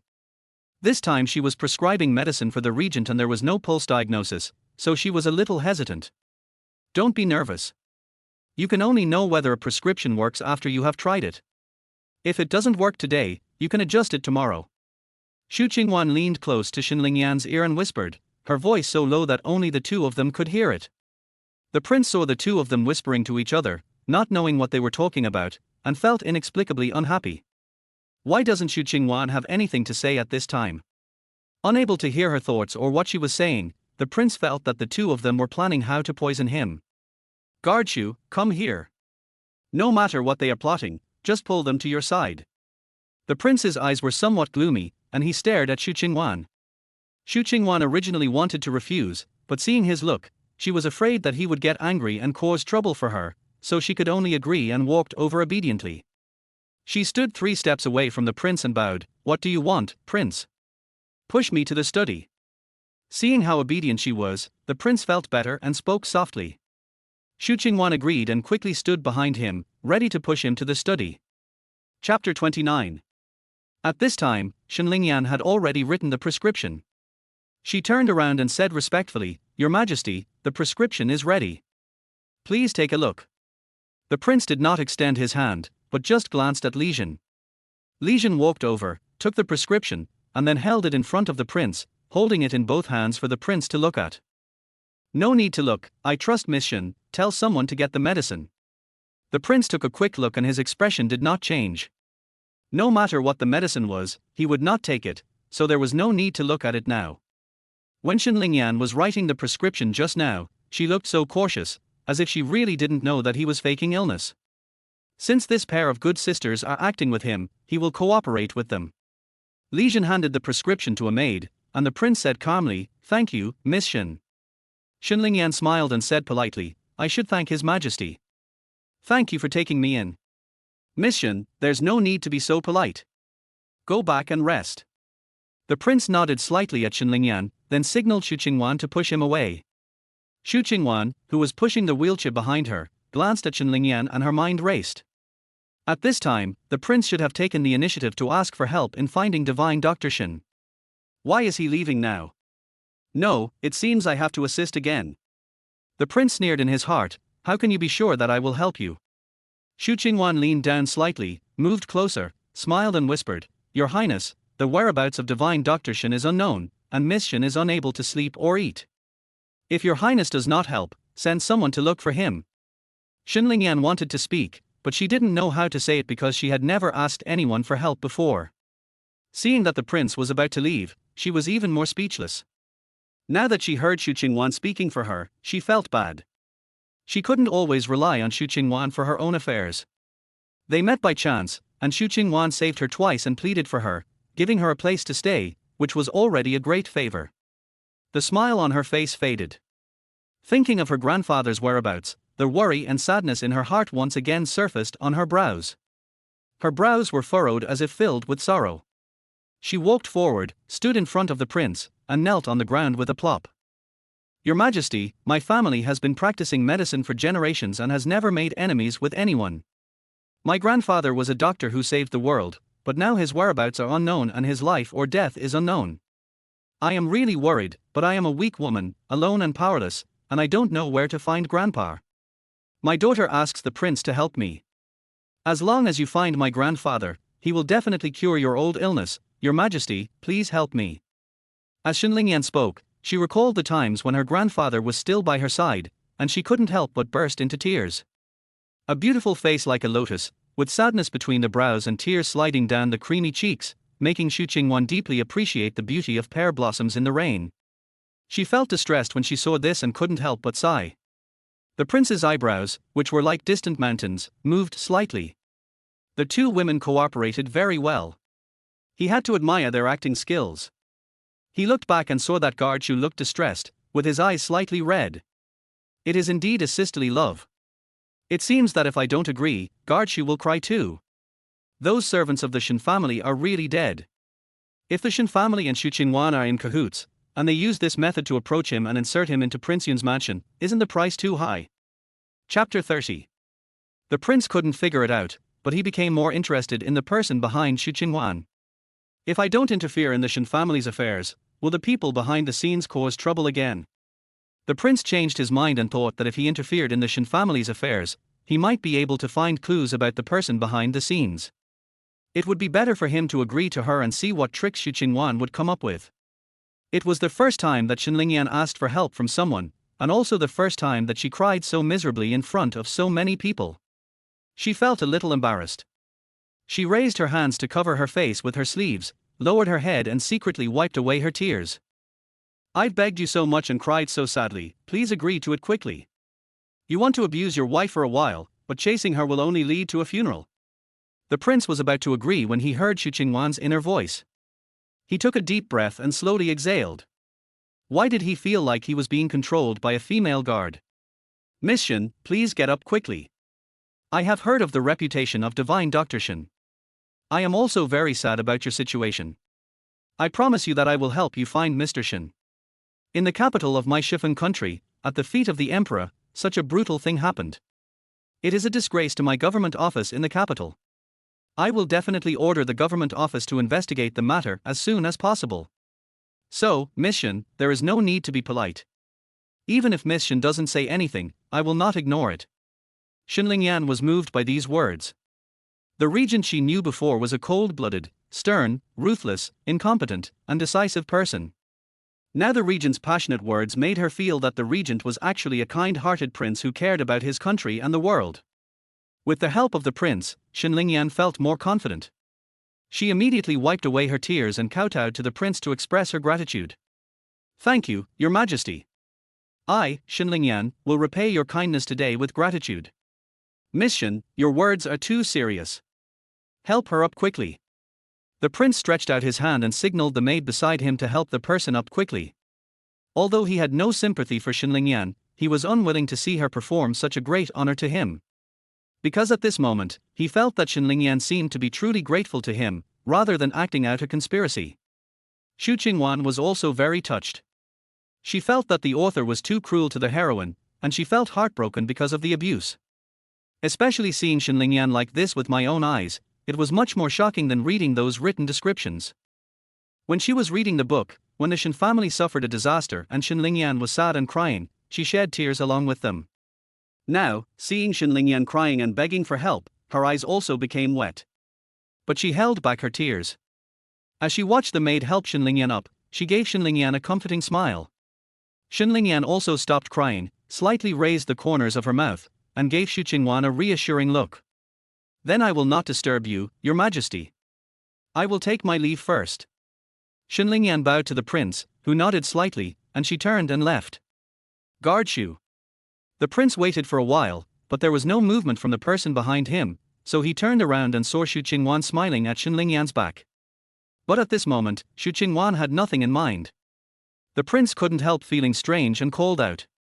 Xu Qingwan immediately came back to her senses, leaned forward slightly and said respectfully, Yes, Your Majesty, I will push you to the study room right away. Chapter 31. The prince turned around, reached out to adjust the hem of his clothes, and said nothing. The study room in Prince Yun's mansion is where the prince does his work and is also one of the forbidden areas in Prince Yun's mansion. The forbidden areas of Prince Yun's mansion are the prince's study and the hot spring pool Yuhua Palace. It's a bit of an exaggeration to call them forbidden areas. In fact, servants are not allowed to enter and exit at will. Only people designated by the prince can enter and exit. Only the personal bodyguard Li Jun can enter and leave the study at will. No one else is allowed to enter unless summoned. Now, the servants were a little surprised to let guard Xu enter the study, and they were even more convinced that guard Xu was favored by the prince. In the study, there are shelves full of books and walls full of calligraphy and paintings. There is a large screen behind the desk, which separates the space behind it, so you can't see what's inside. The prince motioned to Xu Qingwan to push himself behind the desk, then picked up an account book and started flipping through it. Xu Qingwan looked around with a pair of eyes. This study was incomparable to Xu. There were no treasures in it and it was not luxurious at all. Instead, the room was filled with books, and the entire space was filled with the fragrance of books. Just as Xu Qingwan was sniffing and wondering why the books here had a fragrance, she saw the incense burner emitting wisps of green smoke. A bronze crane-shaped incense burner stood on the other side of the table. Wisps of green smoke curled up, and the smell was coming from the incense burner. She should have thought that for a royal relative like the regent, the room would definitely be filled with aromatherapy. She moved her nose and sniffed carefully. The spice must have cypress added to it, a woody cypress scent. This incense smells quite good. The prince must have this smell. He has been fumigated with this smell all day long, and it has become so delicious. Xu Qingwan had no research on and was not familiar with spices, but because cypress seeds were also a medicinal ingredient, she knew that this spice contained the scent of cypress. The prince looked at the account book for a while, and was surprised to hear these words in his ears. What does it mean to be well marinated? In her eyes, how can I be so disrespectful to the king? This woman has really unique ideas. He stared at the account book, reached out to pick up the pen and wanted to make a note, but found that there was no ink in the inkstone. He turned around and looked at Xu Qingwan, wanting to signal her to grind ink. Xu Qingwan didn't even look at him. She was turning back to admire the screen behind her. The painting on the screen is a landscape in ink and wash, which is very artistic, especially the mountains in the distance, which are shrouded in clouds and mist and appear vaguely, as if there are immortals hidden inside. Guard Xu. The prince's cold voice suddenly sounded, and Xu Qingwan immediately came back to her senses. My lord, what do you want me to do? Xu Qingwan was a little embarrassed when she was caught distracted, but according to the principle that, I am not embarrassed, it is others who are embarrassed, she clasped her fists seriously, nodded, and waited respectfully for instructions. It was like nothing had happened. Grind the ink. The prince's deep eyes revealed a bit of tenderness. His eyebrows slightly raised and he glanced at Xu Qingwan. Why didn't I realize before that this female guard was so interesting? She actually looked around his study room casually, as if she had been invited to visit. She had no awareness of being a subordinate at all, and Yang Mo even had to ask him to remind her. Yes, Your Majesty. Xu Qingwan quickly stepped over to the table and lowered her head to grind the ink carefully. Guard Xu, do you like that screen? The prince stared at the account book, his tone calm as usual. Xu Qingwan looked down at the ink in her hand and said casually, I like it. The prince's screen is definitely an ordinary one, especially the painting on it. It's really well painted and has a rich artistic conception. Oh? Guard Xu knows something about painting? Then do you know who painted this picture? The prince picked up the pen and dipped it in some ink, then tilted his head, a smile on his lips, and looked at the person in front of him with unfathomable eyes. Chapter 32. I don't understand, I just think it looks good. Could it be the work of some great artist? The prince blinked and turned back to writing. From the hand of this king. If Guard Xu likes it, I can draw one for you. The prince did not raise his head, his eyes were still on the desk, but from his handsome profile, one could see a faint smile at the corner of his mouth. Moreover, there was a hint of doting in the voice, which made Xu Qingwan dazed.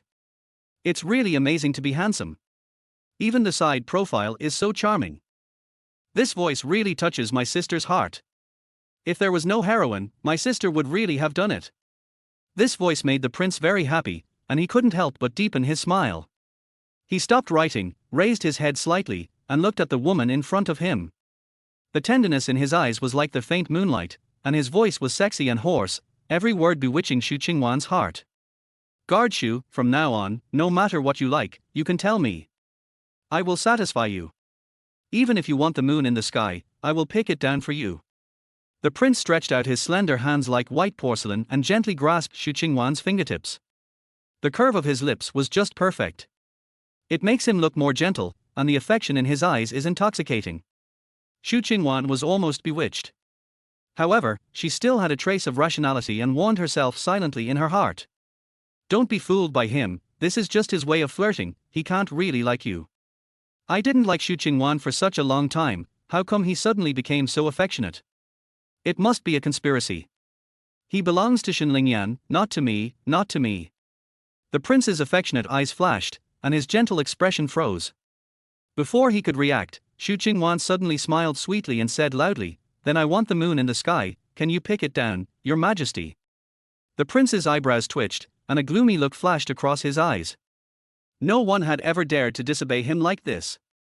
This guard Xu actually dared to embarrass him in person. If it were in the past, he would have punished her with a stick.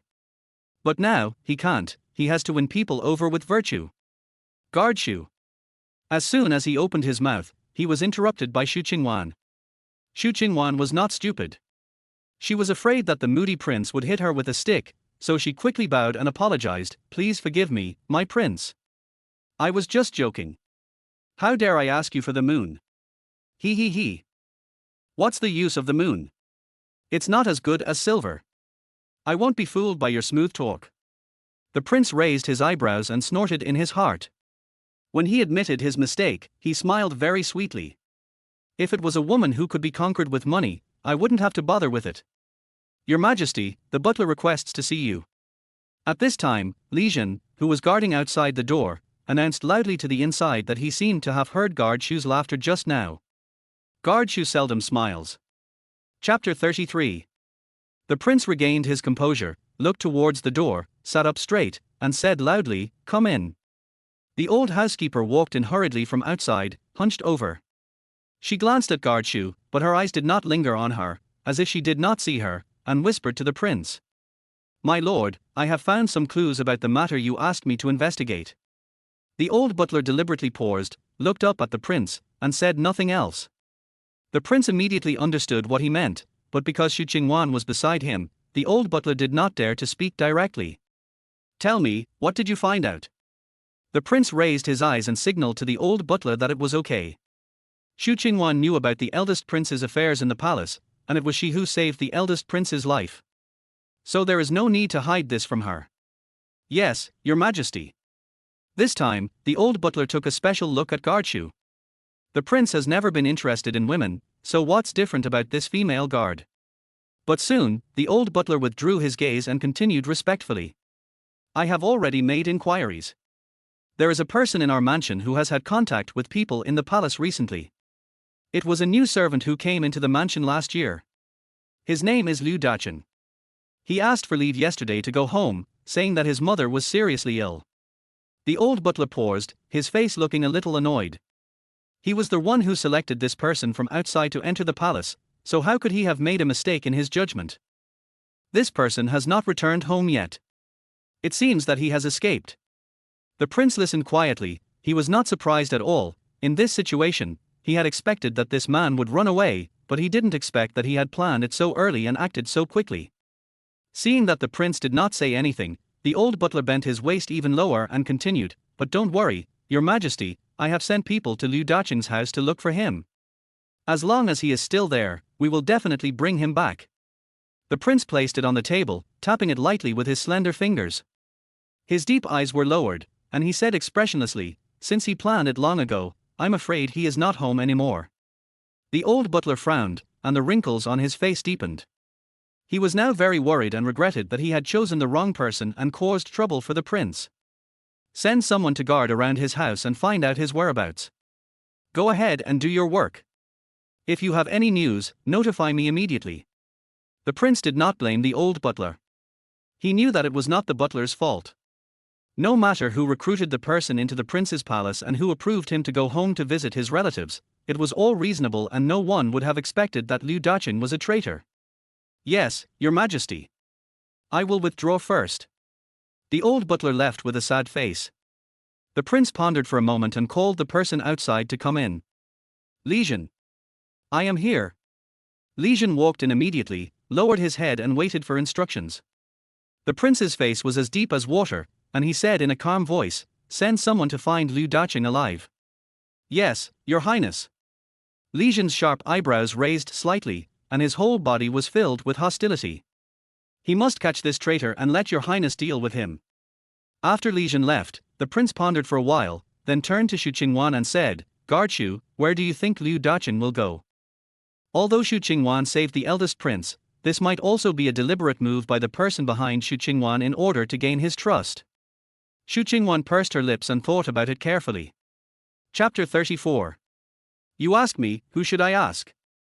This plot didn't exist originally, and I don't know where Liu Daqin is now. But he definitely won't be at home, waiting for you to catch him. Your Highness, if it was really Liu Daqin who did it, he would definitely not wait at home to be caught. He had expected that the matter would be exposed, so he must have planned it long ago, either hiding or escaping from the city. The prince nodded with satisfaction. It seemed that the poisoning of the eldest prince really had nothing to do with Xu Qingwan. He didn't know why, but he felt relieved in his heart. He smiled slightly and said slowly, Well, Guard Xu's analysis makes sense. I just hope he hasn't escaped from the capital yet. If Liu Daqin cannot be found, then the clue will be lost, and the crime of poisoning the eldest prince will probably be pinned on him. Even if the emperor trusted him, those ministers who opposed him would not give up. Things are getting a little tricky. The prince picked up the folding fan on the table, lowered his head and thought, opened the fan, closed it, and opened it again. Xu Qingwan was also thinking with her head down, how to find Liu Daqin as soon as possible. He was the only witness who could prove the prince's innocence. At this time, Li Jin, who had left, hurried back and stood at the door of the study. He knocked on the door anxiously and came in. He stood at the door and said anxiously, Your Majesty, someone is coming from the palace. The prince's eyebrows moved slightly, he glanced outside the door, then his gaze fell on Li Jin, asking him to stay calm. Who's coming? Li Jin immediately calmed down, bowed his head politely and stood aside, whispering, It's Xu, he's waiting in the front hall. Xu Qingwan was a little curious. Someone came from the palace, so why did Li Jin seem so anxious and nervous? To the front hall. The prince looked calm, his voice returned to its cold and clear state, and he gave Xu Qingwan an order. Xu Qingwan didn't dare to disobey, and quickly pushed the prince out, unable to help but complain in her heart. This should obviously be Li Jin's job, why did he insist on making me do it, and why didn't he give my sister extra money? Pushing a grown man like you is tiring, okay? The prince listened to the dissatisfaction of the people behind him, and secretly labeled Xu Qingwan in his heart, in addition to being greedy, she is also greedy for money. Several people soon arrived at the front hall. A short eunuch dressed in brocade was standing in the middle of the floor, looking around. Xu. The prince greeted him as he entered the room. Xu was a popular figure around the emperor, and the prince was always polite to him. Xu immediately came to his senses, turned around, bent over and smiled. He had a round face, red lips and white teeth. Although he was in his 40s, he had no wrinkles at all and looked very kind. But one can tell from his eyes that he is a smooth and worldly wise person. Xu did not take advantage of his status to put on airs. He bowed to the prince very respectfully and said, Oh, prince, I pay my respects to you. May the prince be blessed with good health. No need to be polite, please give Xu a seat. The prince stretched out his hand to signal Xu to stand up. He still looked frail and spoke in a very soft voice. After he finished speaking, he coughed twice and then began to gasp for breath. Xu immediately looked worried, took a step forward, and said nervously, Thank you, Your Highness. I will not sit down. His round face immediately showed a worried look. He sighed and continued, My lord, have you caught a cold again? Why is your cough not getting better? Chapter 35. The prince took a deep breath, waved his hands, his face pale, and said, Please worry about me, Xu. You know, this is an old illness of mine, it's nothing serious. I don't know what it is. Why are you bothering Xu to come here in person? Xu paused, rolled his eyes, and said hesitantly, Your servant, I am following the emperor's order to summon the regent to the palace. Please follow me, Your Majesty. The regent is a close and trusted minister of the Xu kingdom. Without the regent, the Xu kingdom would have changed its name long ago. Even the emperor relies on the regent, so Xu dares not offend him. The emperor sent him to invite the regent, so he had to do a good job and not let the regent be dissatisfied with the emperor. The prince had already guessed that it was not a good thing. He was summoned to the palace right after the court session ended. Someone must have tried to impeach him in front of the emperor again. Or it might be that the emperor had some difficult matter that he couldn't handle, so he would send someone to ask him to come. His face was calm, he smiled faintly, and said to Xu, "Xu is too polite, I will go to the palace now." Xu bent his waist, cupped his hands, and smiled, saying with some embarrassment, "In fact, the emperor has no choice. It is the prime minister and others who refuse to leave and insist on asking for an explanation. Thank you for your trouble, your majesty." As a servant, he didn't dare to say more, so he could only say this much, as a reminder to the regent. Of course the prince understood what this meant. The prime minister had always been at odds with him, always working against him, and always trying to take power away from him. This must be because they were seizing upon his mistake and forcing the emperor into submission. "Let's go, Xu. I understand." The prince waved his hand, his face still calm and expressionless. Xu Qingwan stretched out her hand, ready to push the prince, but the system's voice rang in her head. "System, emergency mission, go to the woods outside the city and rescue people. Is it okay not to go?" Xu Qingwan really wanted to know what the prince was doing in the palace, because Xu's attitude really made her curious. And every time she rescued someone, she had to fight, which was very tiring, and she wanted to take a break. "System, no, if you refuse the mission, you will be punished to stay here for 3 more years. "Oh my god. Xu Qingwan doesn't want to stay here, not even for another year. However, the prince had already warned her that if she left without his permission, she would be punished. Xu Qingwan had no choice but to walk around to the prince and whispered, "Prince, I have something urgent to do and need to leave for a while." The prince was surprised to hear what she said and looked at her inquiringly. Could it be that Xu was unwilling to follow her into the palace? Was she trying to convince herself? It was not until he heard her words that a gleam of light flashed in the prince's eyes, and he seemed to know what was going on. The person behind Xu was contacting her again. But he didn't see anyone or anything approaching Xu Qingwan, and how did they talk to each other? The prince's eyes were full of inquiry and sharpness, as if he wanted to see through the woman in front of him. However, he quickly concealed his emotions and gave Xu Qingwan a faint smile, like a spring breeze. He spoke in a deep voice, "Where are you going, Xu? You have to accompany me into the palace, and you have to protect me." Chapter 36. The prince's voice was low and sexy, as if he was acting coquettishly to his wife and didn't want her to leave. Xu, who was standing next to him, was so shocked to see the prince like this for the first time that his eyes, which were usually narrowed into a slit, suddenly widened several sizes. Lijian had gotten used to the prince's attitude towards Xu in the past few days, and he was no longer surprised. He just stood there quietly, pretending that he didn't hear anything. The prince's reaction still made Xu Qingwan stunned for a moment. She was aroused again. This man wants to tease people, and he always succeeds. The prince was secretly delighted. Now that he had seduced her, she should stay with him and not go anywhere else.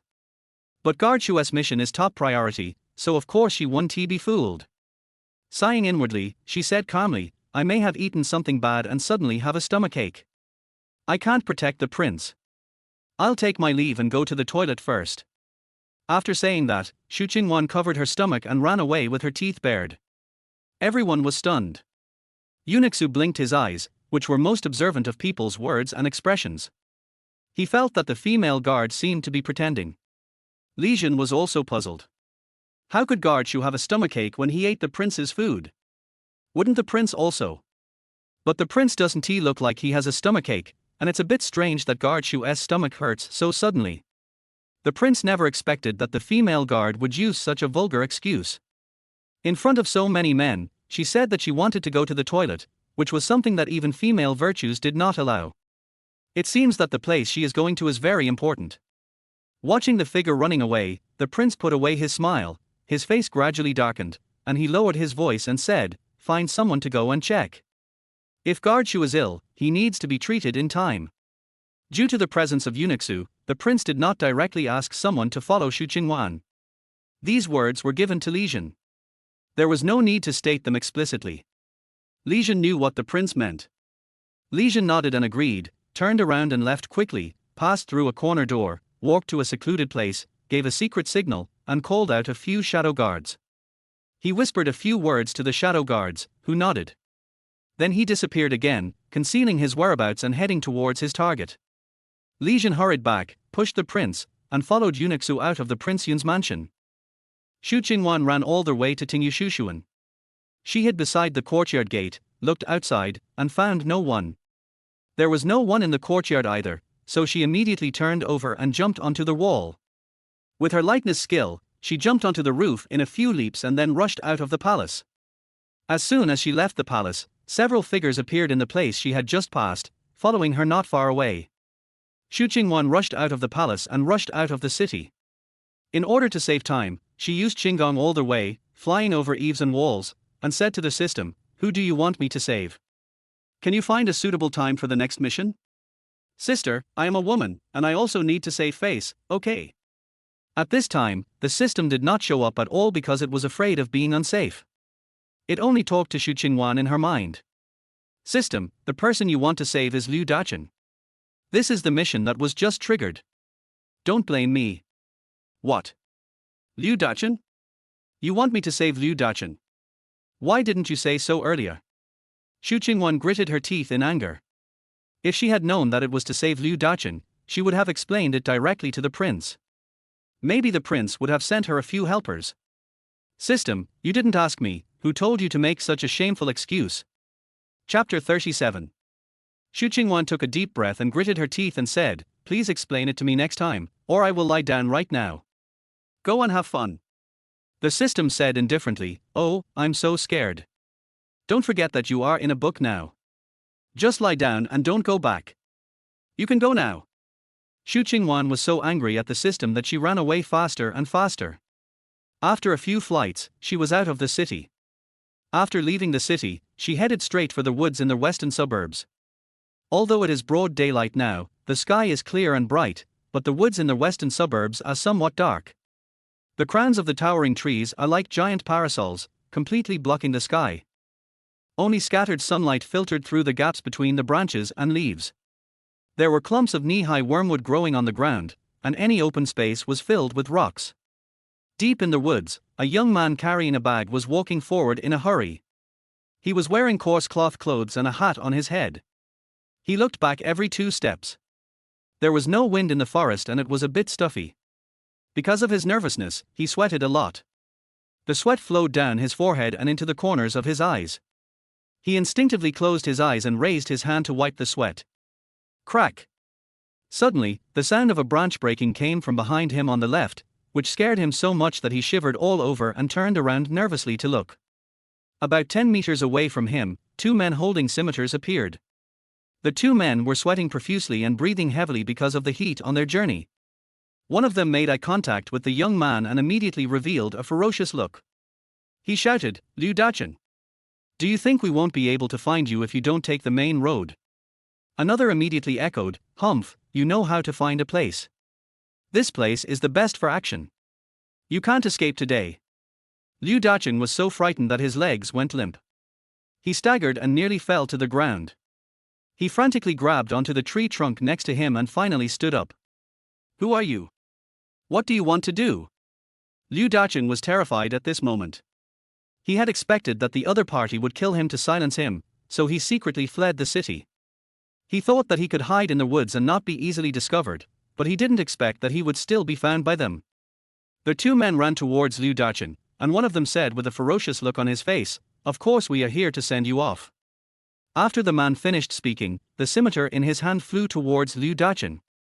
Liu Daqin turned around and ran, but he was so frightened that his legs were weak and he had no strength to run. After running a few steps, he stepped on a stone, stumbled, and fell. The machete hit the tree trunk next to it and embedded itself into it. Liu Daqin landed face first on the ground, grimacing in pain. Half of his face felt burning. He wanted to get up, but his hands and feet were too weak. He could only use all 4 limbs and crawl forward to escape. "Don't waste your energy. Where else can you escape to? We 2 brothers have been searching for you for a long time. Don't waste our energy. We will kill you." The man walked to the big tree, pulled out the scimitar with force, slowed down, and wiped the sweat from his face. The other man didn't run either. He raised his arm to wipe his face, then walked towards Liu Daqin step by step. This feeling of oppression made Liu Daqin even more frightened. He was shaking all over, rolling and crawling on the ground, unable to stand up. As he looked at the cold and sinister knife light, his legs began to tremble and tears came out of his eyes. Don't kill me, don't kill me. I have silver. I'll give it all to you. Don't kill me, my two brothers. Chapter 38. Liu Daqing took off the bag on his body, then opened it tremblingly and poured out the white silver inside onto the ground.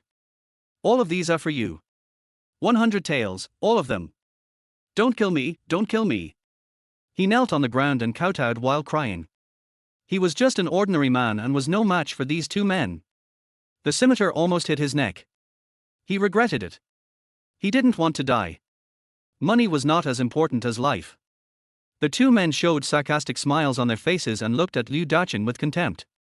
The taller one among them said, "Your life is worth more than just 100 taels. The people who wanted to kill you gave us 300 taels.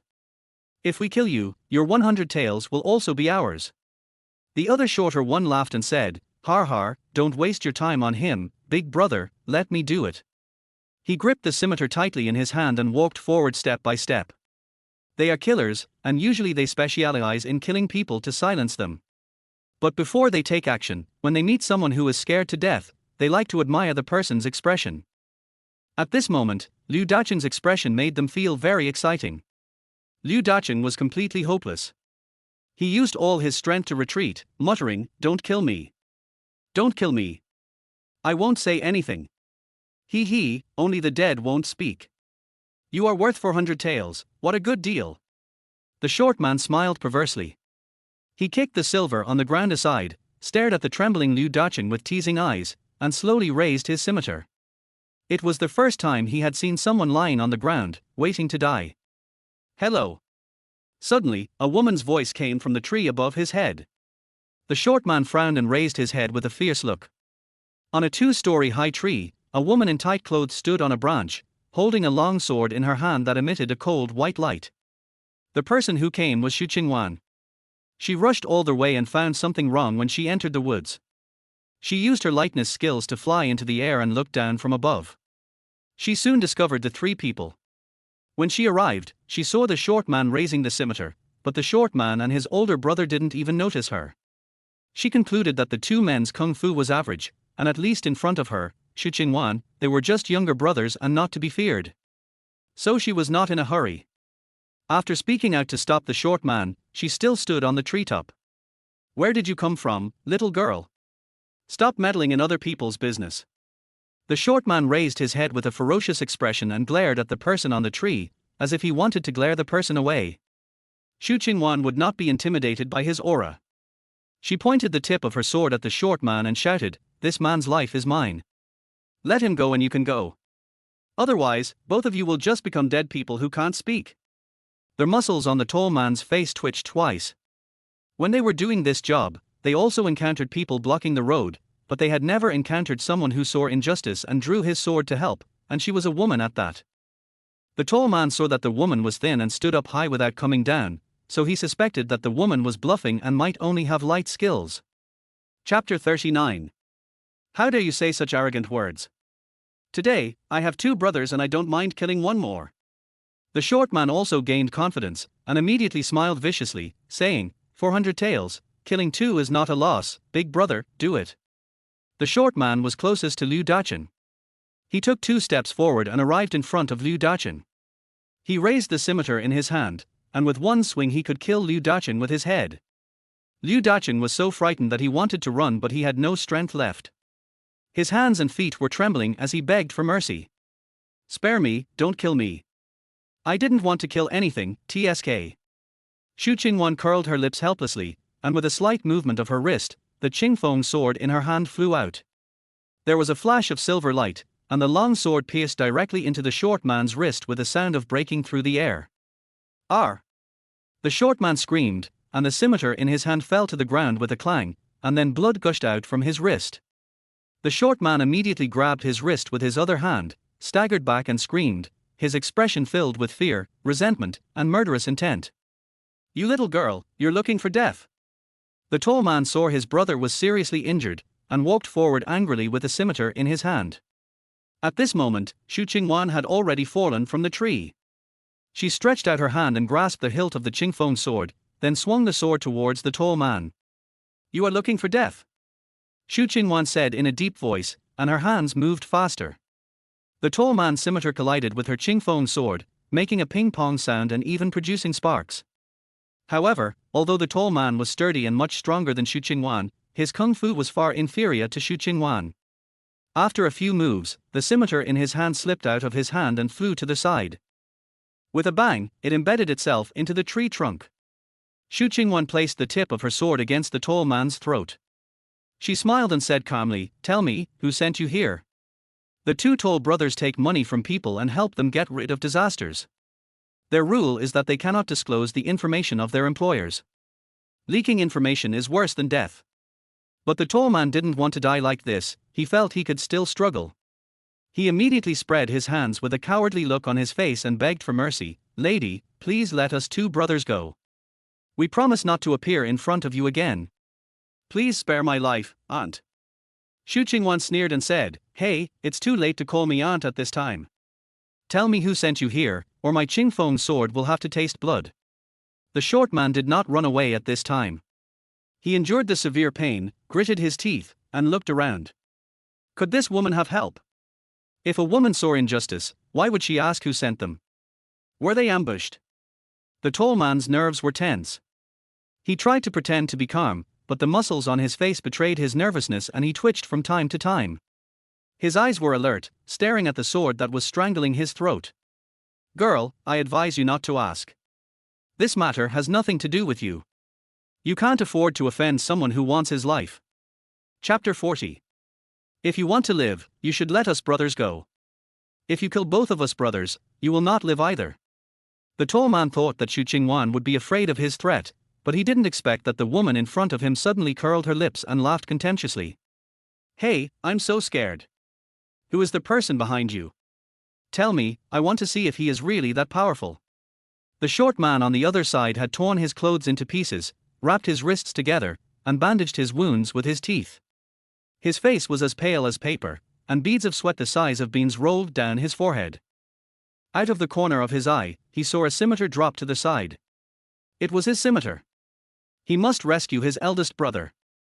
The two brothers must go back alive together. He gritted his teeth, endured the severe pain, and rushed towards the scimitar. Xu Qingwan caught a glimpse of his movements from the corner of her eye, a sharp look flashed across her eyes, and she reached out and pulled the tall man in front of her to her front. The tall man's burly figure blocked her completely, and her Qingfeng sword was changed to be horizontal across the tall man's neck. She said loudly, "You'd better be careful. If I move even a little, his throat will be cut." Sure enough, the short man didn't dare to move. He stood frozen in place, holding the scimitar in his intact left hand, staring at Xu Qingwan with a ferocious and resentful expression. "If you let my eldest brother go, we promise not to embarrass you again. And Liu Dacheng, we won't cause him any more trouble." They didn't want to die. They were about to get the 400 taels, but they didn't expect that they would die without spending it. Now, as long as they could leave alive, they would have a chance to take revenge in the future. Xu Qingwan sighed and shook her head. "Oh, don't waste your breath, I'm not that easy to fool. If you don't tell me who is behind this, I will send your brother to see the king of hell right away." Although she said threatening words, Xu Qingwan's expression was very calm, with the corners of her mouth slightly raised, as if she was teasing someone. Only her sudden tightening of her hands showed that she was really threatening. Don't kill my brother. I'll tell you. Xu Qingwan frowned slightly. Is he so easy to confess? I thought it would take some blood to win. Tell me, who sent you here? The short man said timidly, "It was a man who contacted us. He was wearing a veil and his face could not be seen. We didn't know who he was." The sword in Xu Qingwan's hand moved slightly, and the tall man felt a pain in his neck, with a line of blood spurting out. "You're lying. Didn't you say the person behind this is very powerful and would want to kill me? How could you not know who he is?" The short man's expression froze, but he quickly said in a flattering manner, I really don't know who he is, but he is very generous and well dressed, so he is definitely not an ordinary person." Xu Qingwan fell into deep thought. What this person said was possible. If they really didn't know who they were, there was no point in killing them. It would be better to take them back and hand them over to the prince. This might help clear the prince of suspicion, but is it necessary for me to get involved in this matter? My mission is to save people. She doesn't need to interfere in other matters, right?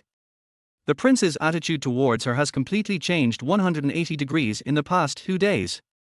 Regardless of his purpose, he is very nice to her.